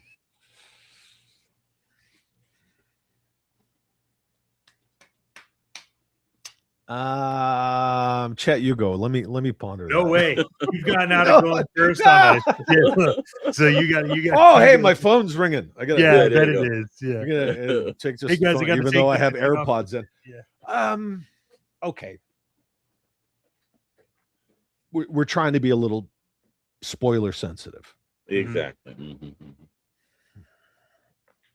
Up to a certain point, right?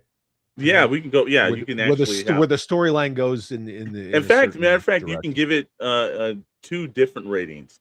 I think pre-25, after 25, because that's when the writer change and art changes. Yeah. So I think you do that. Up until I would say 9. Mm-hmm.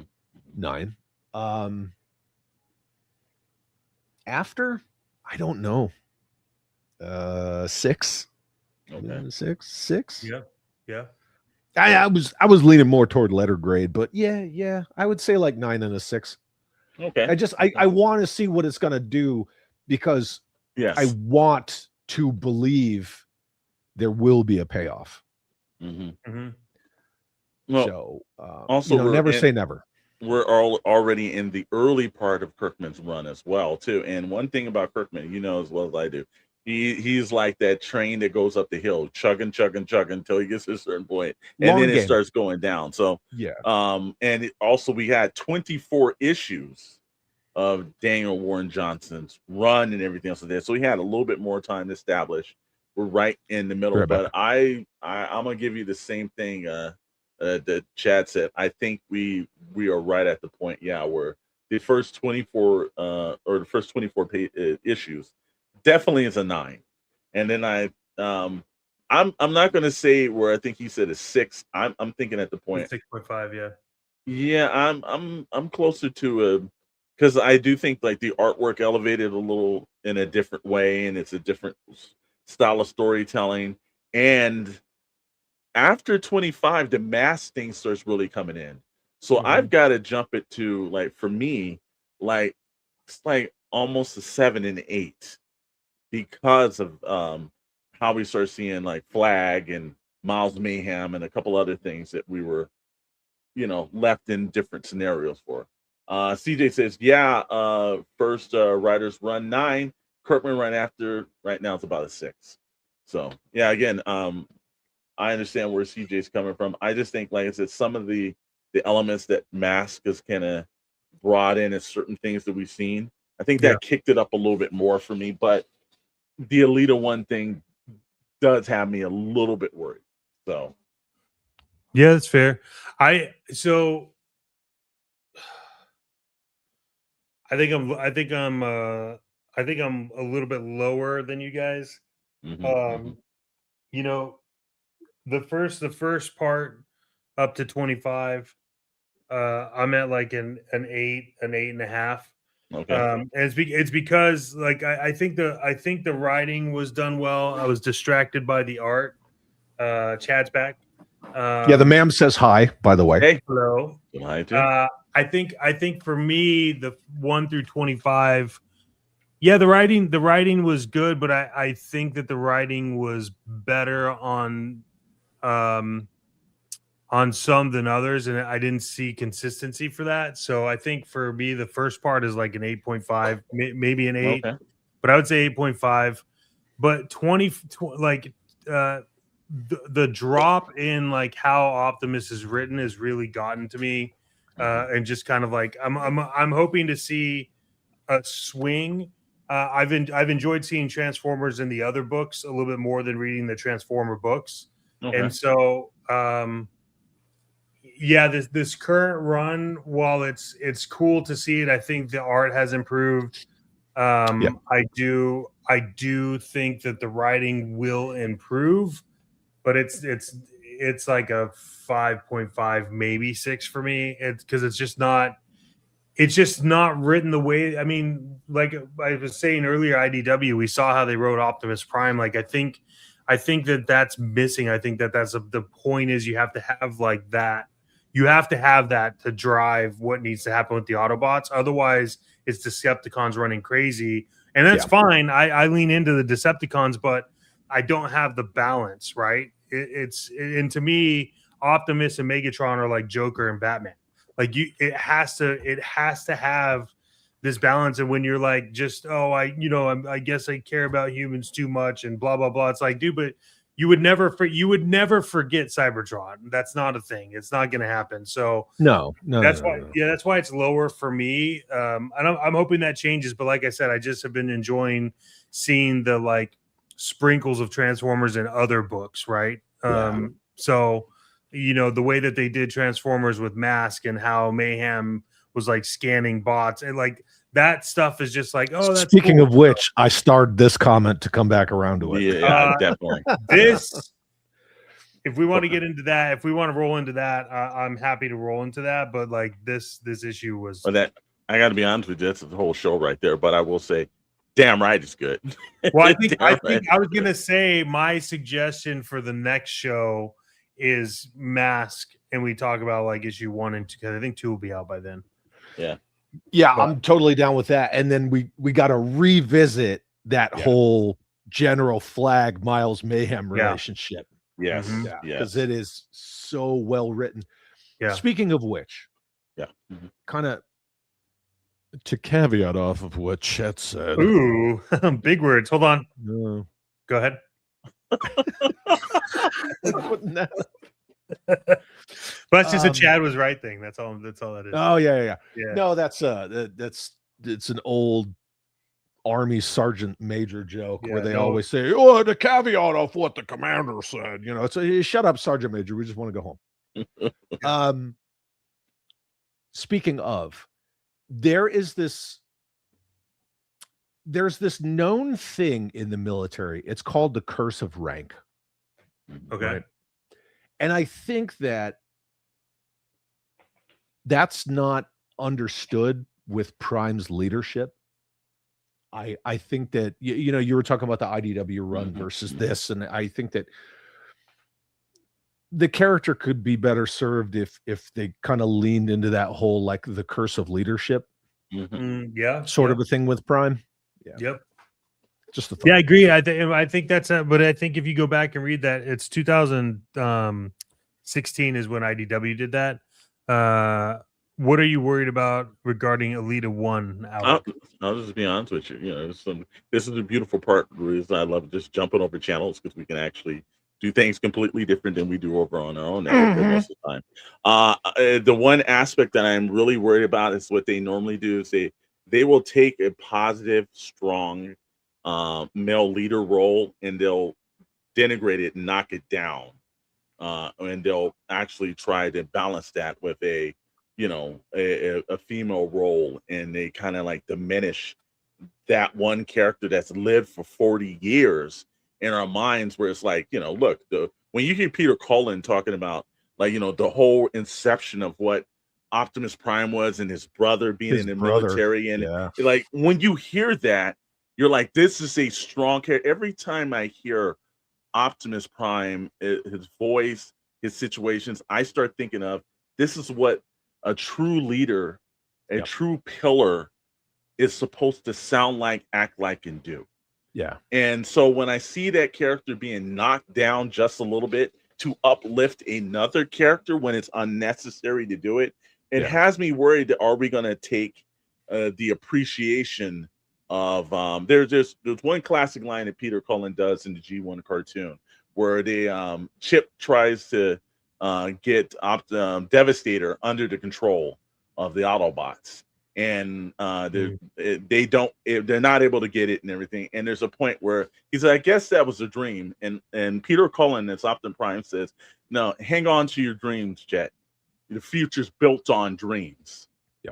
That's what I hear when I hear Optimus Prime, a sense of optimism. That's why you had to use his voice in the actual Michael Bay movies, because it's in his name, optimism. Like yeah, you've got to have that. But if you're denigrating that character, then it worries me, because I'm like, this character has 40 years of being great. I don't want to see it diminished.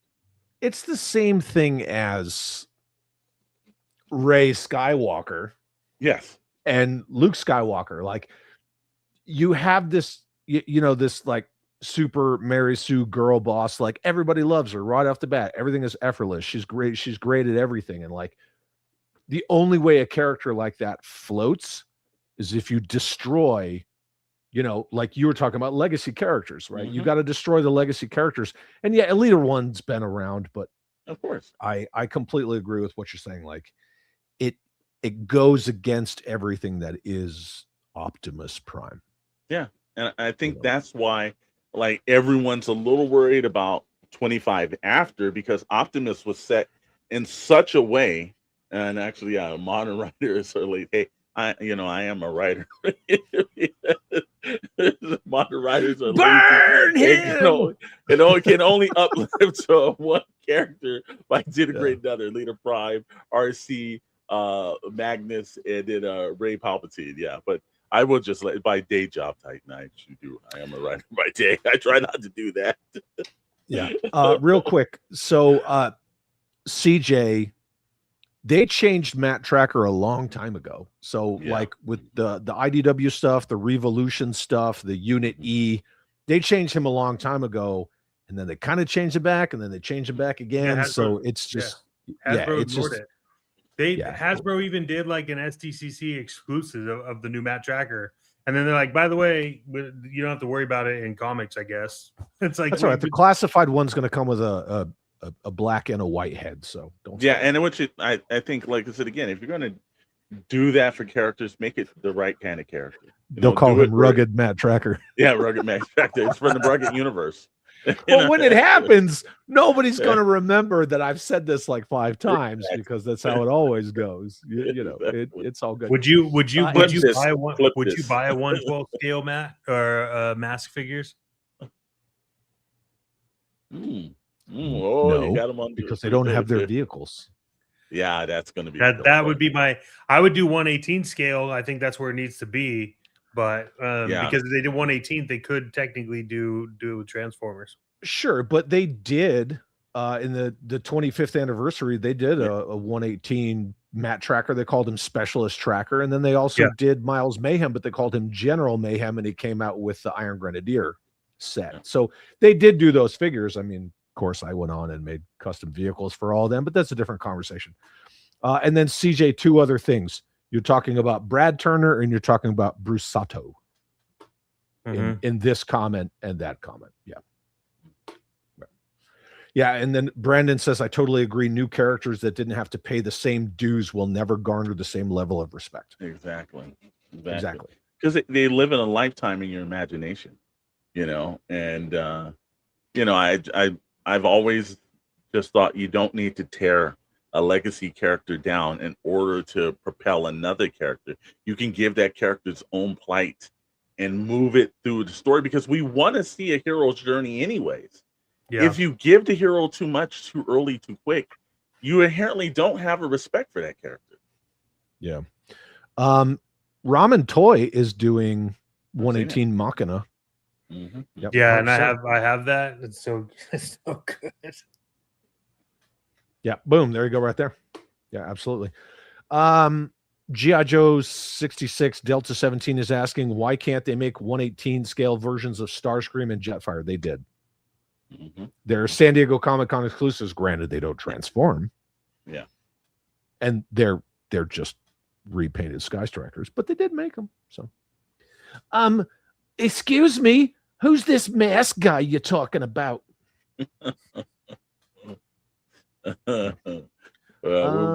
We'll be masking that a little bit later. Oh, I can't wait to get in the mask. It fits Yeah. so well with just the beats of the Energon story. Yeah. Well, while we're talking about that too, one thing we got in, you were able to go and pick up mask number 1, right? Me? Yeah. Yeah. Okay. Did you run into? I have the original mask number 1 over here on the wall. So when you said it, I just kind of looked over and Yeah, yes, no, I did. I got it. Did you run into the blind bag issue? No. Did you even try to get the blind bag, or you just picked up the standard? No. I just have a store that just Okay. gets standard issues for me and puts them in a. I have a little cubby. Mm-hmm.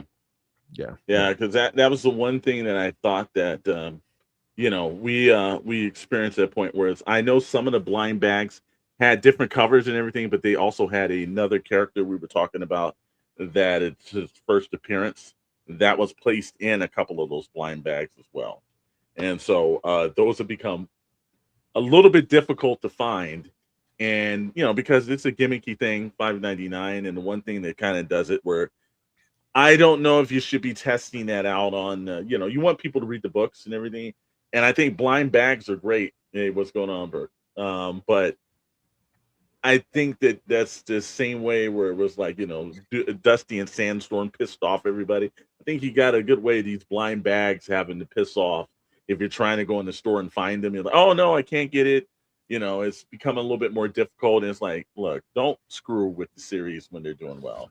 Why did Dusty and Sandstorm piss people off? Come here. The $51.99 price. That's how much it costs? Yeah.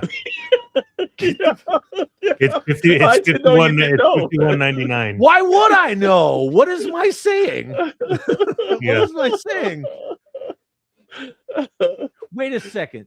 So version 2, Dusty with a freaking coyote that apparently is all reuse, right? Doesn't it? It has like, it looks like it's Kid Bash. Yeah.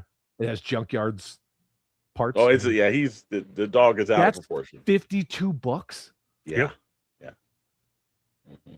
Readily available, by the way. Oh yes, it will be readily available. Yeah, that was popped up on the live stream. I know they had this whole thing where they were talking about it was going to go up 3% across the line, but like Yojo June, they tested it out Wednesday where they dropped it, and I was in a couple of Facebook groups and I started the ping started going, and I was like, "What's going on here?" And I looked and said, "Oh, you got to be kidding me on the price." Yeah, oh, that's 100%. That's 100%. that. Yeah. That's pretty bad. Yeah, so we got some starred shit we got to get to, gentlemen. Let's get to it. Yes, sir. Let's go to it, man. Brown Coat channel member for 7 months uses his chat trademark this face 2024 and says replay squad today. Have fun. God bless you all. God bless you too. Enjoy the replay. We're allowed to say that around here. Yeah. Jetfire. I'm contractually obligated. 49er Brian channel member for 23 months uses his chat trademark this space 2024 and says Jetfire. There you go. Jetfire's the best. There you go. Good use of that just saying. members chat. Yes, it is. You get Masterpiece Jetfire, which I've got, and you just stand them next to some Joes and MP10 Prime. It looks great. Looks good. Good to go. Thank you, Brian. I appreciate you. Marco asks, we are doing this? I caught the live. I've gotten super lucky. My notifications don't work Mm. because we were talking about that. I started some of these like as soon as we started, but Yeah. it sucks, Marco. Glad you were able to catch a live. Thank you. I'm hopeful you're still here because we're still going, but yeah. Triple D's. Did we miss this? Sends a $2 super chat and says reparations for my filthy mouth because he said the F word. Well, never have to pay for that. Thank you for the super chat, Triple D. Glad you're here. I was just wearing your shirt yesterday. Yesterday, I was wearing your shirt. Yeah, he sent me a shirt. I was wearing it yesterday. Yes, we already talked about Ramen is making 118 Machina. Great.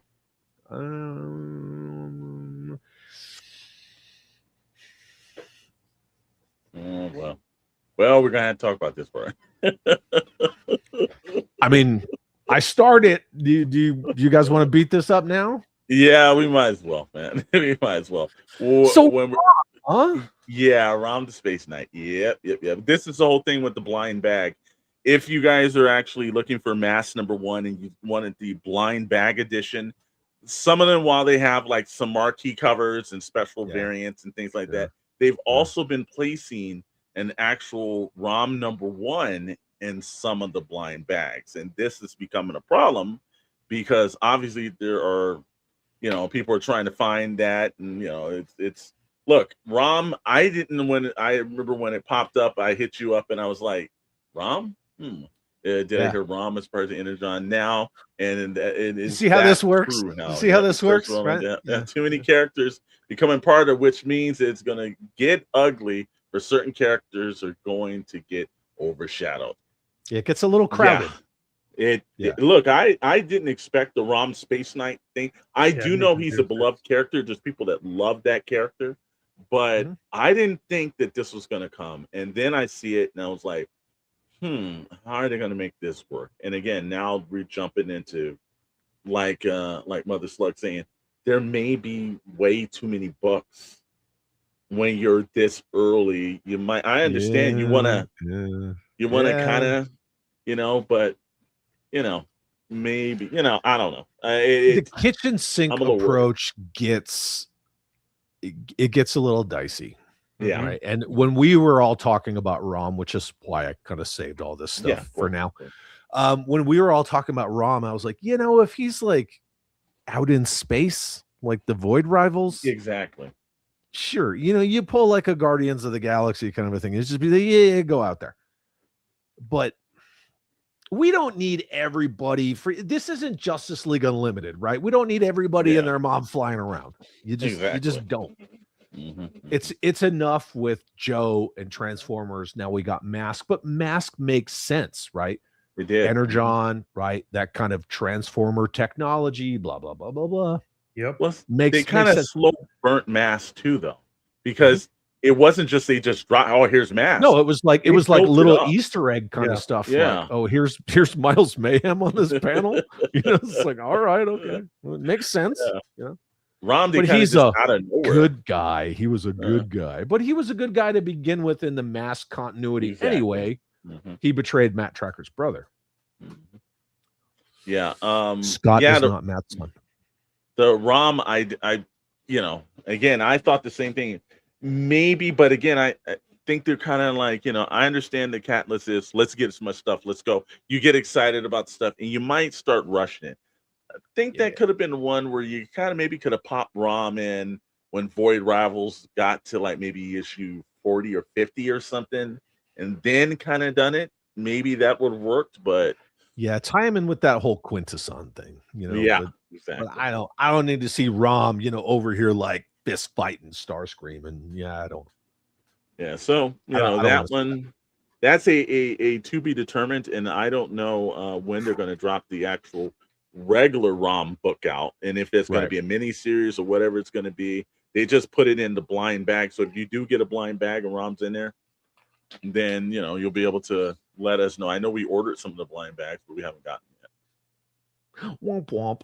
Yeah, that's okay. Now we got to get serious. Put your serious faces on, gentlemen. Okay. John Wick versus Jason Bourne. Who wins? I I think John Wick, in my opinion. All day, You know? every day. John Wick Right. just doesn't have anything to lose. Jason Bourne is finding out that he's got things to live for. That's my opinion. You know? Keanu Reeves, Matt Damon. I'm going Keanu Reeves. Yeah. Yeah. John Wick all I the way. mean, John Wick's body counts like 10 times A pencil.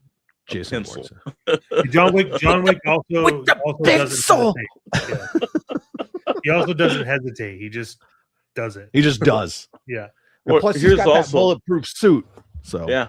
Also, one thing too, every John Wick that I've seen, I'm like, they can't keep making this good. Like, at the one point, you're like, come on, this has to fail. A couple of the Bourne films, you're like, maybe you should have made this one. You know, so. I can't even get all the way through the first one. I just can't.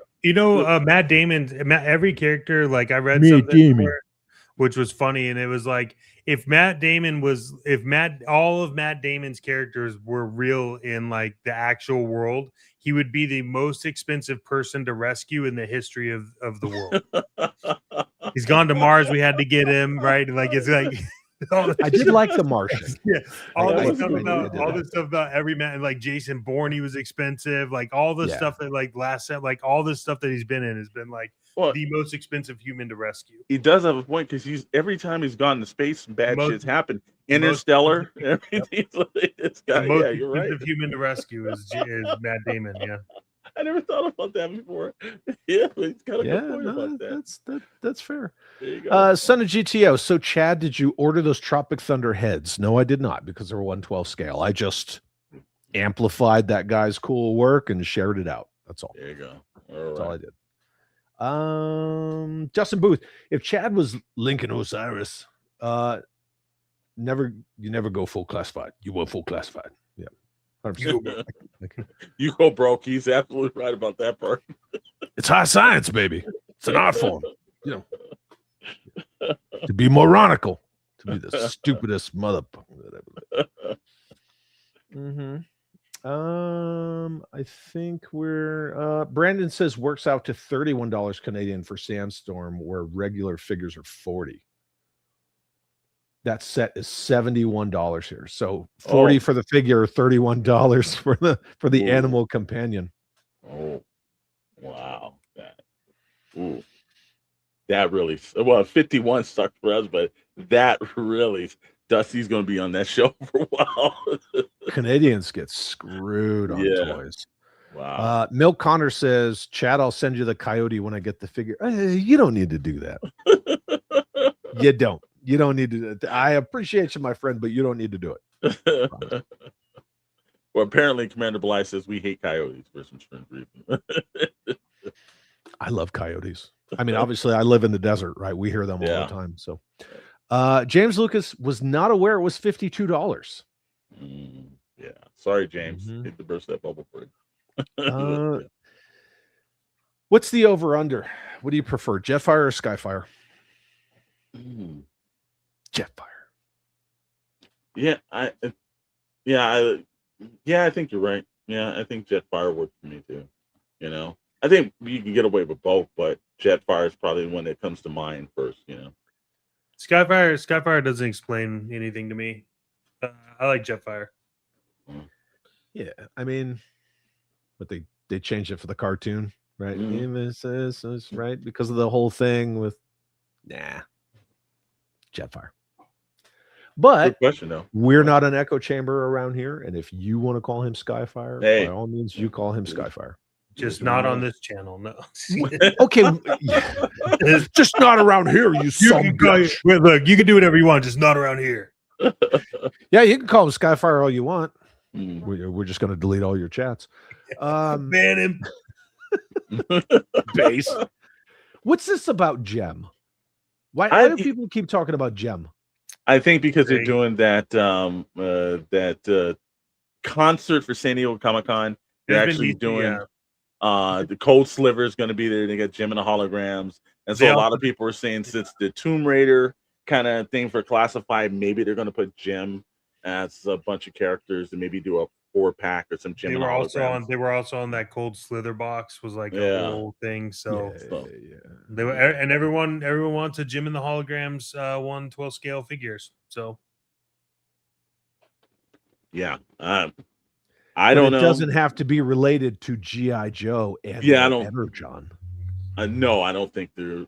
I think they would do something like maybe there's a like the way they did for Cold Sliver. Because look, they've already got all the musical instruments and everything else. It's an easy reuse to do that. So maybe something like that. I don't know if we're going to see that through the standard classified line, but maybe. Just like we talked about with characters, right? When they don't pay their dues and things like that, you muddy the waters too much, or you water it down, whatever weird euphemism you want to use. The more they start leaning into classified as this kitchen sink line, which they are going to do, right? Like I had been saying for a while, it's going to be a kitchen sink line. Lara Croft, Action Man. I mean, Action Man is so loosely related to G.I. Joe. What is it going to be? Like, is it going to have an identity, or is its identity just going to be like everything? Because you got M.A.S.K coming. Sure. Throw in Gem and the Holograms. Give him a fucking My Little Pony animal companion, and I don't know, somebody a Care Bear. Yeah, here's. I think I was talking to Chet the other day. We were having a conversation. Look, I would love to see like the '70s Adventures team, maybe as a subline or something. He gave us original 13. Do something towards that's like history based or something. But the Lara Croft one, I'm like, I would have never thought that this situation would have happened. And again, I'm starting to Action Man. I was like, I kind of get it, but yet I'm like, ooh. So it's do Joe Colton. Yeah, do Adventure Team. Yes. Okay, give me the old school beard dudes. Yeah, whatever. What's going on, Viper? Know. Yeah, good to see you, Viper Scout. Okay. Ooh, oh man. John J. Rambo or John Wick? Okay. Rambo. Yeah, I'm like, man, the chat, you guys are hitting me because Rambo all day. Look, I saw Rambo mow down an entire army of people. I've seen John Wick do some things, but that was the most violent scene in all the films I've ever seen. I gotta put John Rambo on that thing. Man, left him in the jungle by himself and everything else like that. He had to get himself out. Rambo versus Wick versus McClane. McClane goes out first.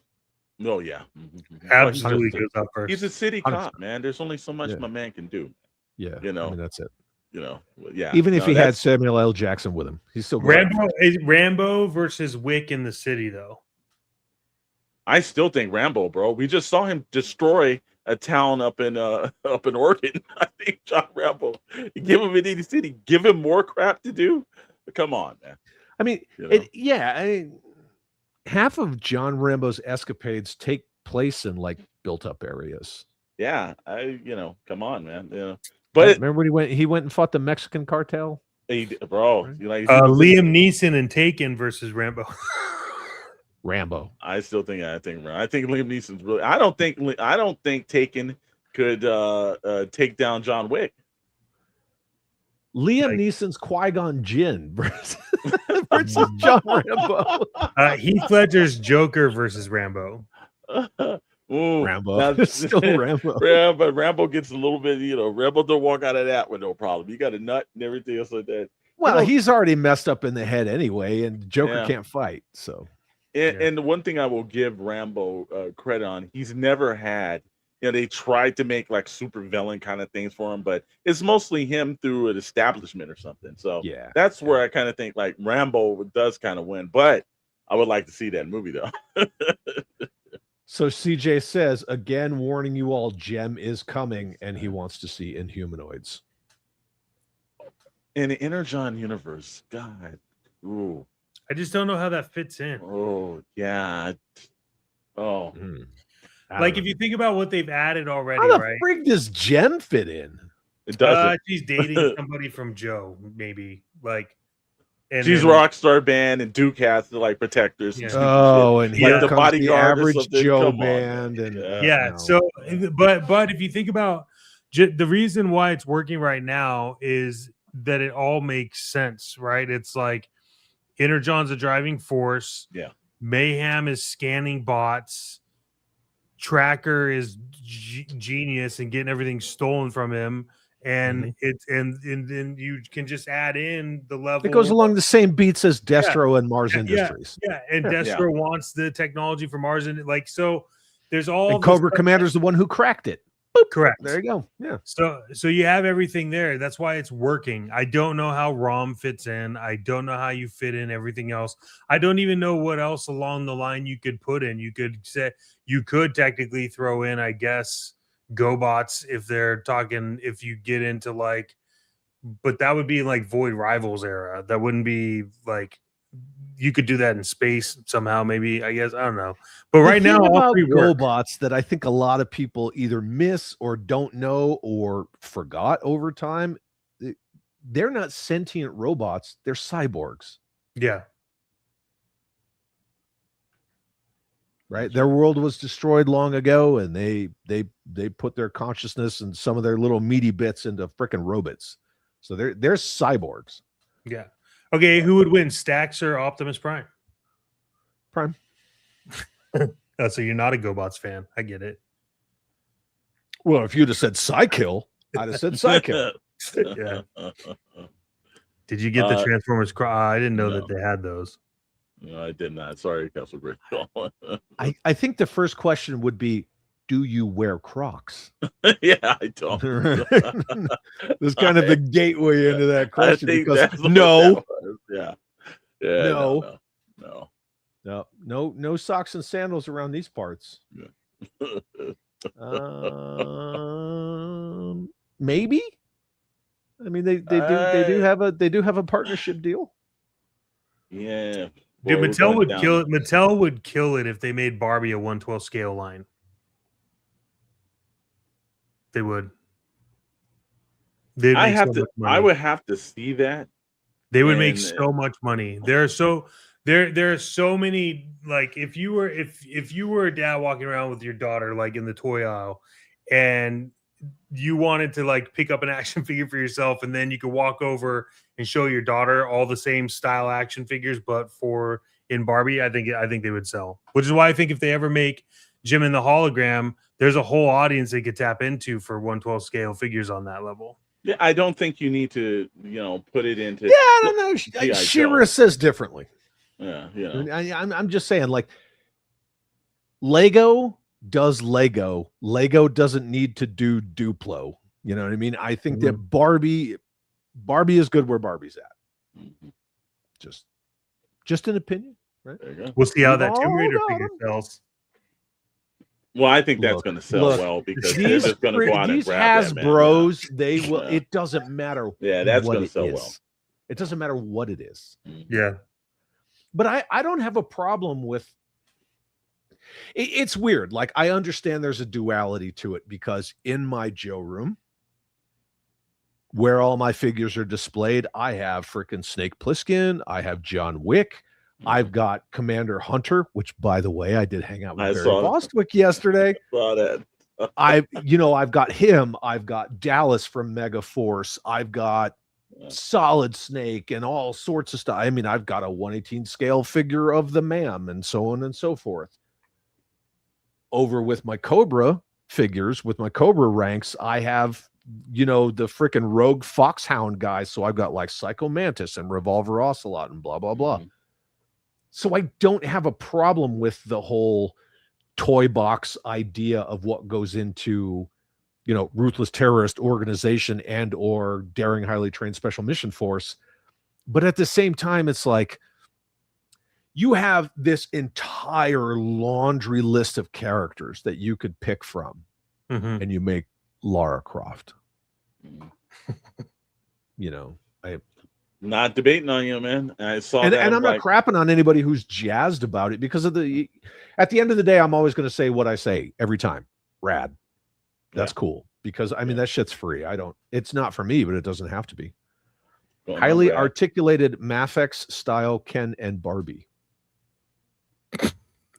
Yeah, he's stretching that. Brad stretching that one. I think Brad came in here solely to make you leave.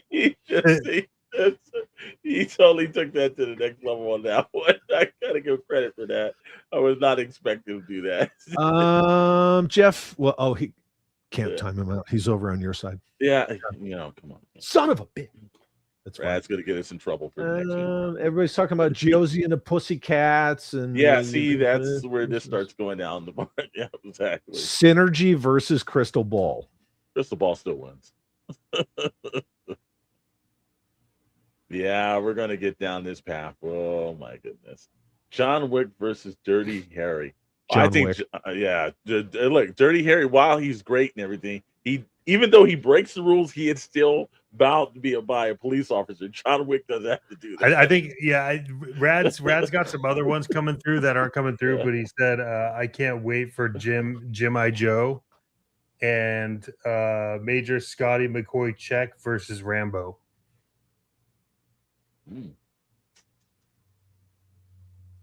Boy, Rambo. What the John Brown is going on in here? Look, I'm sorry, Sir Green Lantern. We're taking it to a whole nother level. D-Town Joey's here. I saw somebody else just kind of. Jared Carter's here. What's up, dude? Good to see you. All right. We got some good people here. Absolutely. They should have just made Matt Tracker half and half. Just gonna say half. Yeah, I wouldn't say that shit. No, we don't want to get banned. But look, here's what does it matter? It doesn't matter. As the random half and half guy here. I mean, I am Italian, right? I'm susceptible to sickle cell anemia, and I'm a mutt. I can tell you this. Look, I think I'm an opponent of don't switch a character. It has to be meaning. Now, here's the funny thing that if being a writer or something, you could have done something where maybe there were two Mac trackers. Make Matt Tracker as a point, like there's a distinction in name to it or something, and that way you can operate it like that. But I don't think you need to take a legacy character, tear him totally down, and then put another character in his place. I think it confuses the audience, especially if history for a character that long. And at the end of the day, and I've said this before, we've talked about this already. Yeah, I don't care if a new company gets the comics and they make Matt Tracker a brother. That's fine. Leave him that way, but like you make him black 1 minute and then he's back to freaking blonde hair, blue eyed. And then it's like, Loyal Subjects is making toys. Oh, he's blonde hair, blue eyed. But then in the comic books, he's black. It's like, which way are we going with it? Pick a lane and just do it. That's it. That's it. Like, it worked great for Nick Fury. I'm not saying it's like the end of the world for Matt Tracker, but you gotta stick to one or the other. Yeah, true. And I think too many medias, too many situations can confuse people. Again, I guess we're going to talk about M.A.S.K the next time around. They've done a good job with the character in there, but you're right. It's confusing in media. Now, we do know that this is probably in an Energon animated show. This is probably the version of Matt Tracker you're going to get, but I just think it's just too much. Keep it like you're right. Pick something and just say, this is the definitive character. This is where it's going to go from this point on. And that's the thing. So when the classified one comes out and he has, the now Matt Tracker head, and then he has the OG Matt Tracker head, people are going to be like, where are the hands? Oh, okay. Well, he's got gloves. He gloves on, yeah, bro. It's the simplicity thing. You take something that's real simple, and they don't have this kind of clear-cut vision where they're like, hey, Loyal Subjects, yeah, you can make M.A.S.K toys. I know you're going to like reproduce all the old stuff, but Matt Tracker's, he's back to being black again. So make your little 2.5-inch Matt Tracker black. Don't worry, give him some time. Give him some time. Whatever. Sci-Fi Swap Man channel member for 2 months uses his Chad chat and says Hector Ramirez. I probably wouldn't mind if they actually did that as a classified figure. At least that would be like there's some history behind it. I could be put him in the damn Joe books. Hey, there's a reporter. Yeah, definitely. I don't know if Geraldo Rivera may want to start talking about his likeness. Well, Jeffy says that Rommel, you forgot an apostrophe. Yeah. Rom will be fighting Cobra Law. Well, okay. It doesn't seem like much of a fight. It seems like a lot of squishy. Well, it's going to be interesting. See how they put it in. Oh, we know that. We know Castle Grayskull does. Yeah, she does. From what I understand, a very large Barbie collection as well too. That's what she said. Would you want a 1/12 scale Barbie though? Yeah, actually, that's, you might as well ask the person that collects it. Yeah, that would work. This is fake news. Yeah, that would be. I don't know about that. This is why news. it's pinned the band. Yeah. Don't live up to the name, my friend. Don't live up. I'm just gonna let this marinate for a second.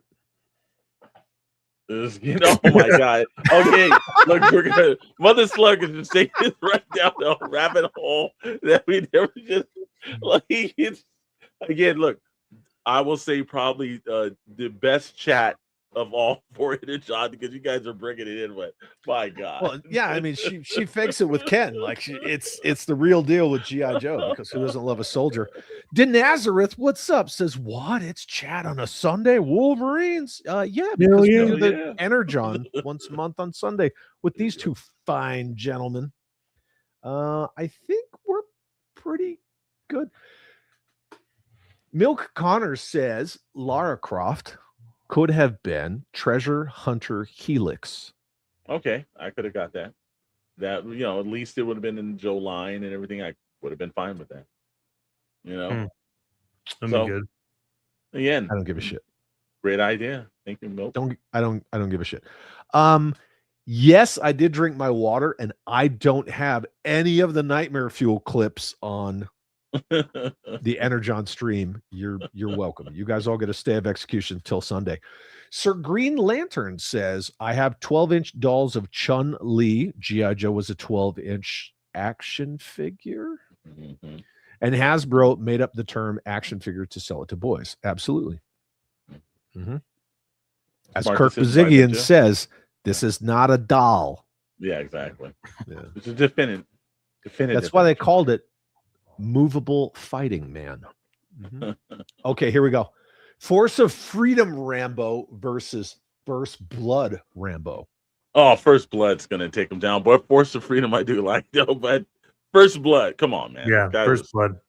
Come on. Yeah, because Force of Freedom Rambo, he doesn't want to get his nice little sleeveless white hoodie. Yeah. He's always trying to solve something. He's always, that was a different Rambo, but for First Blood Rambo, my man is traumatized coming out of the war. That's the best version. Nothing is over. Nothing. I just scared my dogs. They could bring in Rambo into the Energon universe pretty easy, Yeah.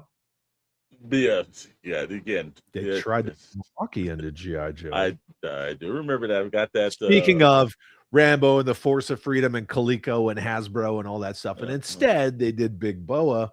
Mm-hmm. Yeah. 6 Degrees of Hector Ramirez. Rambo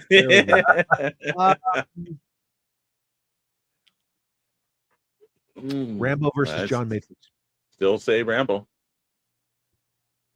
I'm sorry, man. I still say Rambo. Just too much trauma, bro. I just think John Rambo is going to be number one for me, man. He's living through some stuff. Wasn't he a major Matrix? That's a stupid name. That's a stupid He name. loses just based off his name. Yeah. Son of GTO, I just got Professor Mary Jane Rottencrotch and his dinosaur. That's what I call it. And his dinosaur. He also going to control my super colossal T-Rex. Yeah, you sent me that, and I said, so Son of GTO sent me a picture of it, and this is how I handle this. Okay. I really hope you like it. And that's exactly what I said to him. And then I followed up with, because I think it looks dumb or something, paraphrasing the last part. But I did say, I really hope you like it. Because I do. I don't want anybody, no matter what it is. I don't want anybody to get something and go, oh man, I waited forever for this and it sucks. You know, Yeah, nobody yeah. wants that. Nobody wants that. Like that's the poison pill for anybody who collects anything. Black Spearhead. Chad, that's me. Did you get your Super 7 Flash yet? No. No. OG Matt Tracker was pretty much Steve Rogers. Mm-hmm. Yeah. So is look-wise, Sergeant maybe, Savage. Yeah, as it look-wise, but yeah. So are you saying that all blonde hair, blue-eyed guys look the same? Is that what you're saying? Is that what you're saying? Are you saying that all whiteys look the same? Come on, Carter. How dare you? I thought we were better than this. I think that's it. Oh, look, he just left. He straight left. Hey, where did Matt Tracker and Steve Rogers go?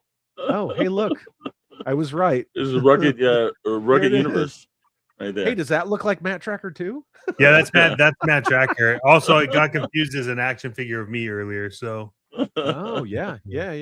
See, it's the Chet Tracker Rogers yeah. figure. Finding Nemo guy, yeah. Baron Ironblood is Cobra Commander according to Action Force Comics. Whatevs. Yeah, that's correct. Blood for the Baron. When the Red Shadows fell, he literally just went and changed his attire and became Cobra Commander. He absolutely did. I know my fucking Action Force. There you go. Get out of here. Oh, look, Skydro Walker is late. Oh, that's all right, man. Always seriously on time, late. It's totally fine. All good. Yeah, see, I can't play the Bush Wookie. I can't. No, this is not the stream for that. Chad will not be told he's insensitive tonight. Nope. Martin Riggs versus John Wick. Yeah, Martin's still an officer. There's still people he's got to answer to. I still think that John Wick is just the guy that is gonna do what he needs to do. I think that's always the difference. I don't know if he has a contemporary, to be quite honest with you. That might be kind of hard. I think that if they had like a fight minus firearms, that would be a good fight to watch. Yeah. I agree with you. If we're talking just firearms and closing distance, John Wick all day. Yeah. I still think Wick's going to beat the shit out of Martin Riggs. Even though Wick has a code of honor, he's going to take down certain people he can. He's going to fight in like you've got Martin Riggs who's a cop. His one main thing is to serve the public. That's why John Wick is probably dangerous when you fight an officer, because no matter good cop, bad cop, whatever you believe, they're out there to protect the public. John Wick doesn't give a damn about that. He's there to take out an operative. John Wick wins. Rambo versus Rocky and everything. Are we talking about a boxing match, or are we talking about in the field? Because Rocky, I guess it was a boxing match, maybe. But if it's sanctioned, Rocky beat Ivan Drago and Clubber Lang. Yeah. Well, now here's the thing. I'm a little different. I'd like to think that Clubber Lang beat himself.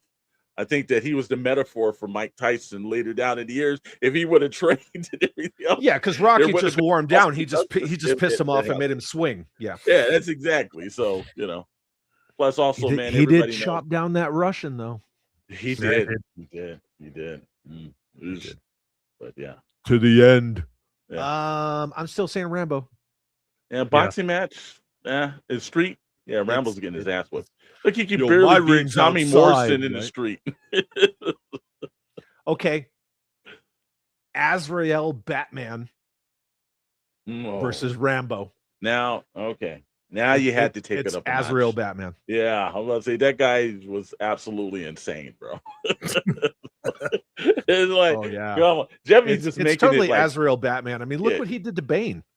By the way, shout out to Chuck Dixon. Yeah, there you go, my man, Chuck. There you go. Shaft versus Dirty Harry. Boy, okay, are we just going down this situation? Yeah, look, it's in the chat. I gotta give credit. No control. Like they're taking this up again. We're gonna say chat of the year right here. Yeah, of course. Look. You guys know what my chat looks like. I'm saying Shaft. Yeah, I'm gonna have to agree with you, brother. I might be a little biased on that. Yeah, Shaft. Shut your mouth. Yeah. Also, look, Dirty Harry didn't have as good as theme song. Isaac Hayes, damn it, that song, if you had a record, was damn near half of the fucking album. Look at all these are fucking... Okay, we're just gonna rapid fire these because they're too funny. Yeah, it's good. Chuck Norris versus everyone else. Chuck Norris wins. Chuck Norris. I mean, that's literally a statement. Yeah. You don't even have to put a question mark. It's a statement. Yeah, come on. You could have actually just said Chuck Norris. Yeah, you could have just said Chuck Norris. Yeah. John Wick versus Uma's bride character in Kill Bill. I will give this one. You guys are trying for this, CJ, but I still think John Wick does come out on top, though. Still, but you're going in the right direction here. It's still John Wick because I cannot stand Uma Thurman and I don't like Kill Bill. There you go. John Rambo versus Ray Tango from Tango and Cash. Oh, come on, man! We know how Ray Tango feels about Rambo. Yeah, Rambo's but let's be honest, man. Raymond Tango's dead. Let's just move on. Okay. Now we're going to get serious. Okay. These are high stakes.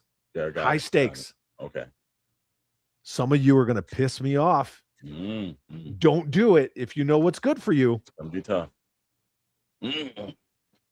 Oh, man. Oh, the Phantom Army or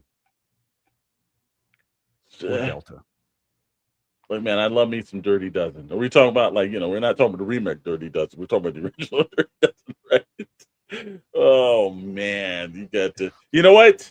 I decline to agree because I think that you're two great franchises. I won't put that in the midst of that one. There's some hardcore individuals and everything, back to some boomers that love themselves some Dirty Dozens. And then there's some Megaforce ones, some Gen X. So let's just keep it narrow and shit. I think they would all come to the point saying, why aren't we working together? We'll move on.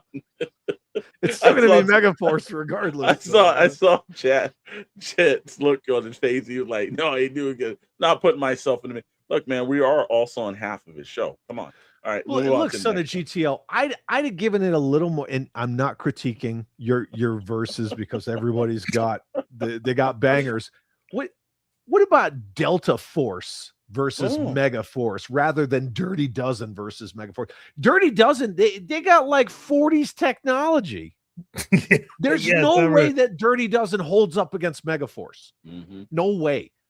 Yeah. None. Those mega destroyers, and then you got 40 dudes on bikes with missiles and machine guns. No.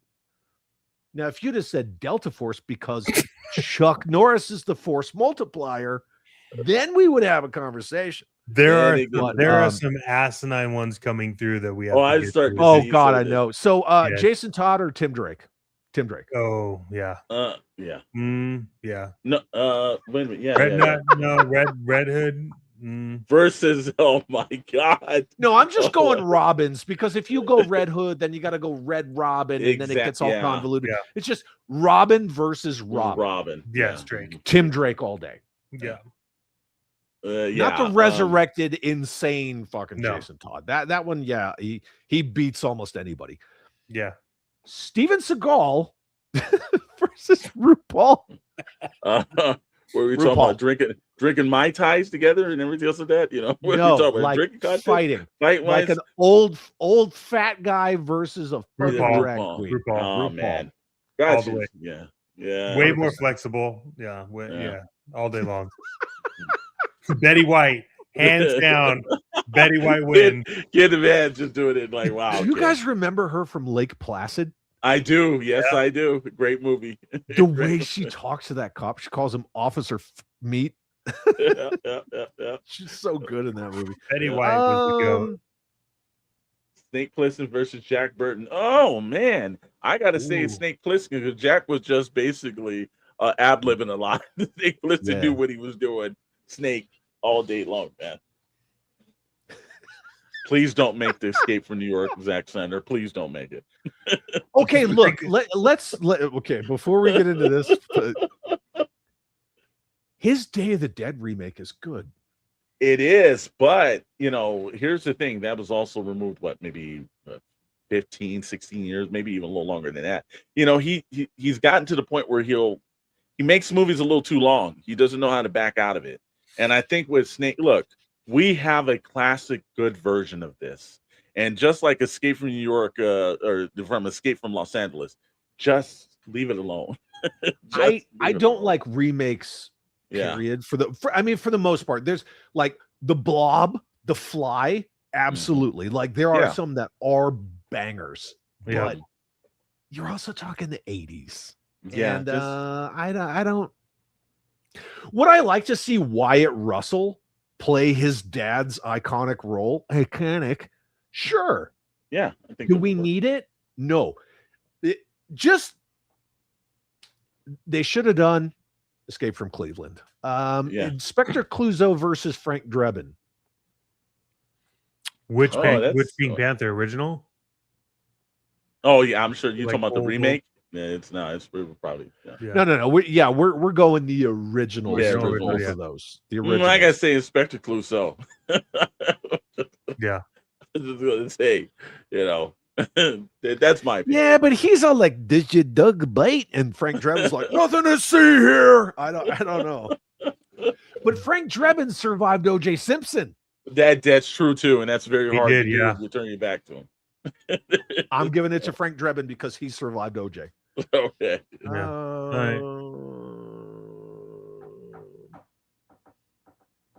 Return of the Dirty Dozen versus. How does that even make sense? I don't know, but thinking those Powerpuff Girls. What about B.A. Baracus versus everyone? Right, come on now. I'm a little biased on this one. I can't actually pick and everything. He knows there's damn near Mr. T ultimate figure that sits up on it. So come on, man. I've met Mr. T and shit like that. I love Mr. T. Oh man. Mr. T. To me, not having him in the A-Team movie would be like if they didn't get Peter Cullen for the Transformers movie. Absolutely. Absolutely. I think that he would have been that kind of glue. I mean, no.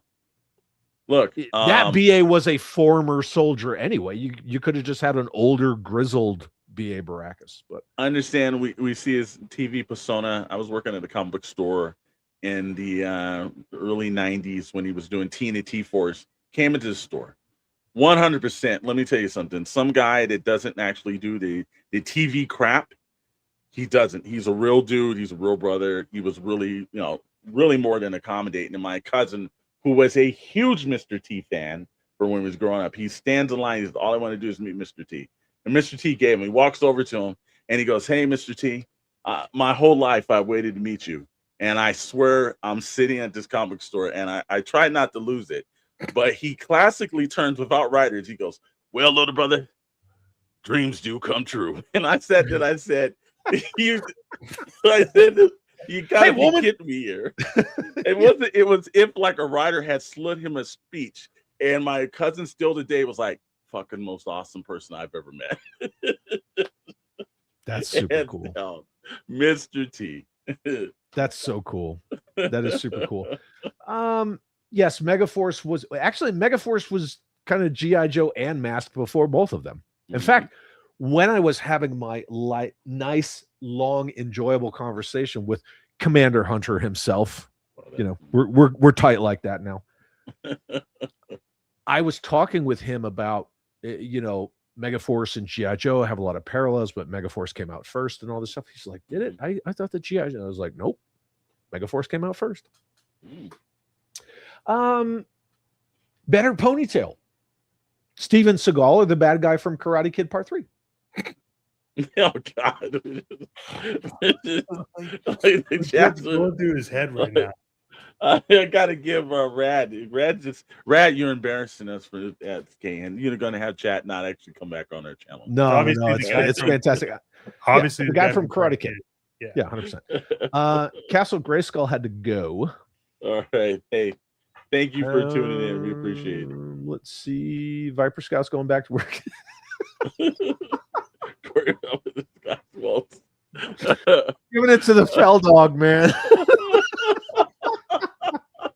Why? How did we get here? I don't know. We honestly get here. We're getting off this lane, man. You guys want to start wrapping this up? Yeah, we're gonna wrap it up. Kurt Russell's Wyatt versus Kevin Costner's Wyatt. Kurt Russell. All day. Oh yeah, yeah, yeah. Because hell's coming with me. Yeah. Wow. Yeah. Although 2 good movies still. I will say that though, but yeah. Versus Texas Walker Ranger. In reality, yeah. It does that. Yeah, they can't meet. Yeah. What about J.J. Wade, right? Or J.J. McQuaid, right? Lone Wolf McQuaid versus Walker Texas Ranger. I'm sorry. Isn't it J.J. Walker? I think I'm getting it mixed up. Anyway, we're going to say Lone Wolf McQuaid versus Walker Texas Ranger. Lone Wolf. Yeah, I still got to say Lone You're going to tear the fabric of space-time. I mean, that's all there is to it, one way or the other. Who would win, Frank Castle or John Wick? John Wick. Oh, John Wick all day. That's a good look at one, this. though. I met Mr. T2. Mr. T2, Mr. Terminator 2. Yep. It's a wrong use of 2. Mr.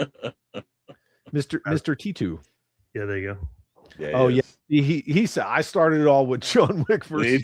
He did. Thank you, Mother Slug. Thank you. Jim Largo, what's up, man? Good to see you, buddy. We're just wrapping it up. Okay. We are at the end of the chat, and I didn't miss anything. But I will tell you guys made it one hell of a fun show. Thank you, chat. Thank you. We got it. This is the chat just kept. This is why. Look, I will get on, and I'm like, okay, 2-hour stream. Here we go. 2-hour chat, dude, bros. 5 hours later. Yeah. So next week, I love it. Or not next week. Next time we will be going over this. So make sure you read up. Make sure you read up on M.A.S.K. because we're going to be talking about it. I believe that there will be a second issue out by then as well. So also, if you're having a hard time finding the first issue, I've heard they actually are getting ready to do a second print of it. So make sure you guys are putting in those orders at your local comic book stores and tell them you want it because this thing is flying off of the shelf. So see, and that says a lot. It says a lot. Like the comics industry needs that. Yeah. Also, too, if you're out there and you're picking that up too, the Energon Universe 2026 special. Make sure you guys are picking that up. It's really good as well. It's a bunch of anthologies and everything in it. But definitely, if you guys can find this, it's a good read too. And it kind of stands outside within. It has like little mini stories of all the other characters and books throughout it. But there is an actual M.A.S.K. story in there as well. I can't wait for D4. Lord Palpatine, it's good to see you. We're actually wrapping it up right now. I still have my ash can from San Diego Comic-Con. Yeah. All right. There you go. And I do love the ash cans. That's what that whole convention was built off back in the days. I used to love those. You know, I thought it was cool. They gave that out while we were all waiting on Kirkman to say one way or the other on that, Energon Universe animated series that we all knew was coming, but he was like, nah, what? All right. Well, I think we're good to go. I think we are too, man. It's always been fun and everything else. A couple of key things. Make sure you guys are subscribing to It's Chad, and actually make sure you guys are tuning in. He's got something going on tomorrow, like he does every Sunday. Make sure you guys are tuning in. If you're not a channel member, you might want to actually be a channel member because the channel member chats are absolutely fantastic, and they take into a whole different region of what you can't see on the main show. So definitely do that. Make sure you guys are jumping over and subscribing to the Shadow Nose Network. We're working always and putting good stuff on. 2 great channels doing 2 great things. If you're having problems with the notifications, because a lot of you guys have said you're having problems with notifications, check our actual socials. Make sure, I know Chad's on 100% on Facebook, on Instagram. Make sure you guys are checking out. I just saw somebody said they got notified through Facebook. So make sure you're checking it out if YouTube's running with their. It's the only reason I even have Instagram or Facebook anymore. I can't stand those cesspools. It's just to put it out there like, hey, this is what's going on. And that's what to do too. We also got a absolute Discord. It's called the Syndicate Discord, and that's the network home of Sarlacc, Bliss Transmission, and SKN. All your hot takes, go over there and make sure you guys are checking that out. Again, anything, purchase order links, want to talk about anything, Megaforce and all your who can beat who, you can do that over on the Syndicate Network and everything at Discord. and it's free to charge. And also, we got an app, Toy Hunter. Make sure if you're having a hard time and you want your collections all in your hand, make sure you guys are going over to toyhunter.com or going over to the Apple or the Android store. It's all on both. If you want to know a convention in the area, there's a radar feature. You want to basically store all your collections in there, you can do that.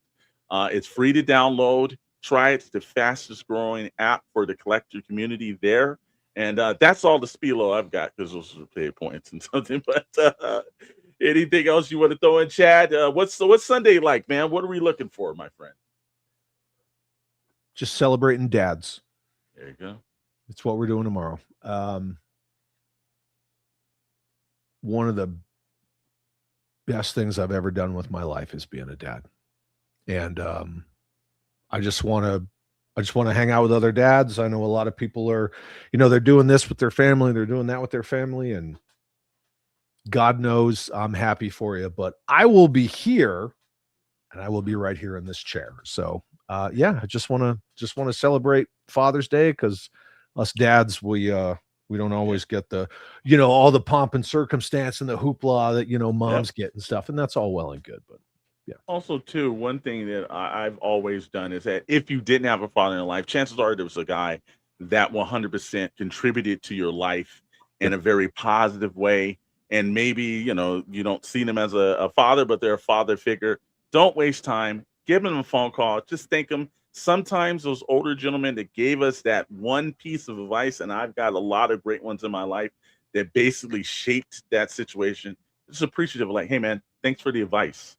If you have friends that are fathers and they're doing a good job, and it's so hard for them to constantly do a good job, call them up and say, hey, man, appreciate what you're doing. Keep doing the thing. Keep the path you're on. That's how we build a better world together, is by keeping fathers going when they need a little help. It's a very good mental health thing. So you guys do that. We're going to have a great Sunday. I will be in the chat. Looking forward to it. I know Chet will too. And other than that, man, I'm looking forward to next month, my friend. We got some good stuff going. Hell yeah, we're going to talk some M.A.S.K. Can't wait. All right, Mr. Maddox, close this out, my friend. Yeah, buddy. Well, thank you all for hanging out. That's been a fun show. It's long. Look for more information. We'll get everything posted for the next show whenever we decide on what date works. But do some follow up. There's some quick search will find the issues you should read that have M.A.S.K sprinkled in, because we will touch on that before we get into the first issue of M.A.S.K. Hopefully we'll be able to get through to the second issue of M.A.S.K as well. And we want to kind of start getting this up to be more like up to date of like what's going on and the issues that are coming out currently. So I appreciate everyone for stopping by and hanging out for us with us for this 2 hours and 37 minutes. You have been watching the definitive show, the Energon War Room, about all things Energon Universe. Let us know in the chat and descriptions and every comment that you leave after this on what you'd like to see in the show moving forward. So for Chad, Alex, and myself, thank you all. And we will see you all again next time on Energon War Room. Thank you, and see you later.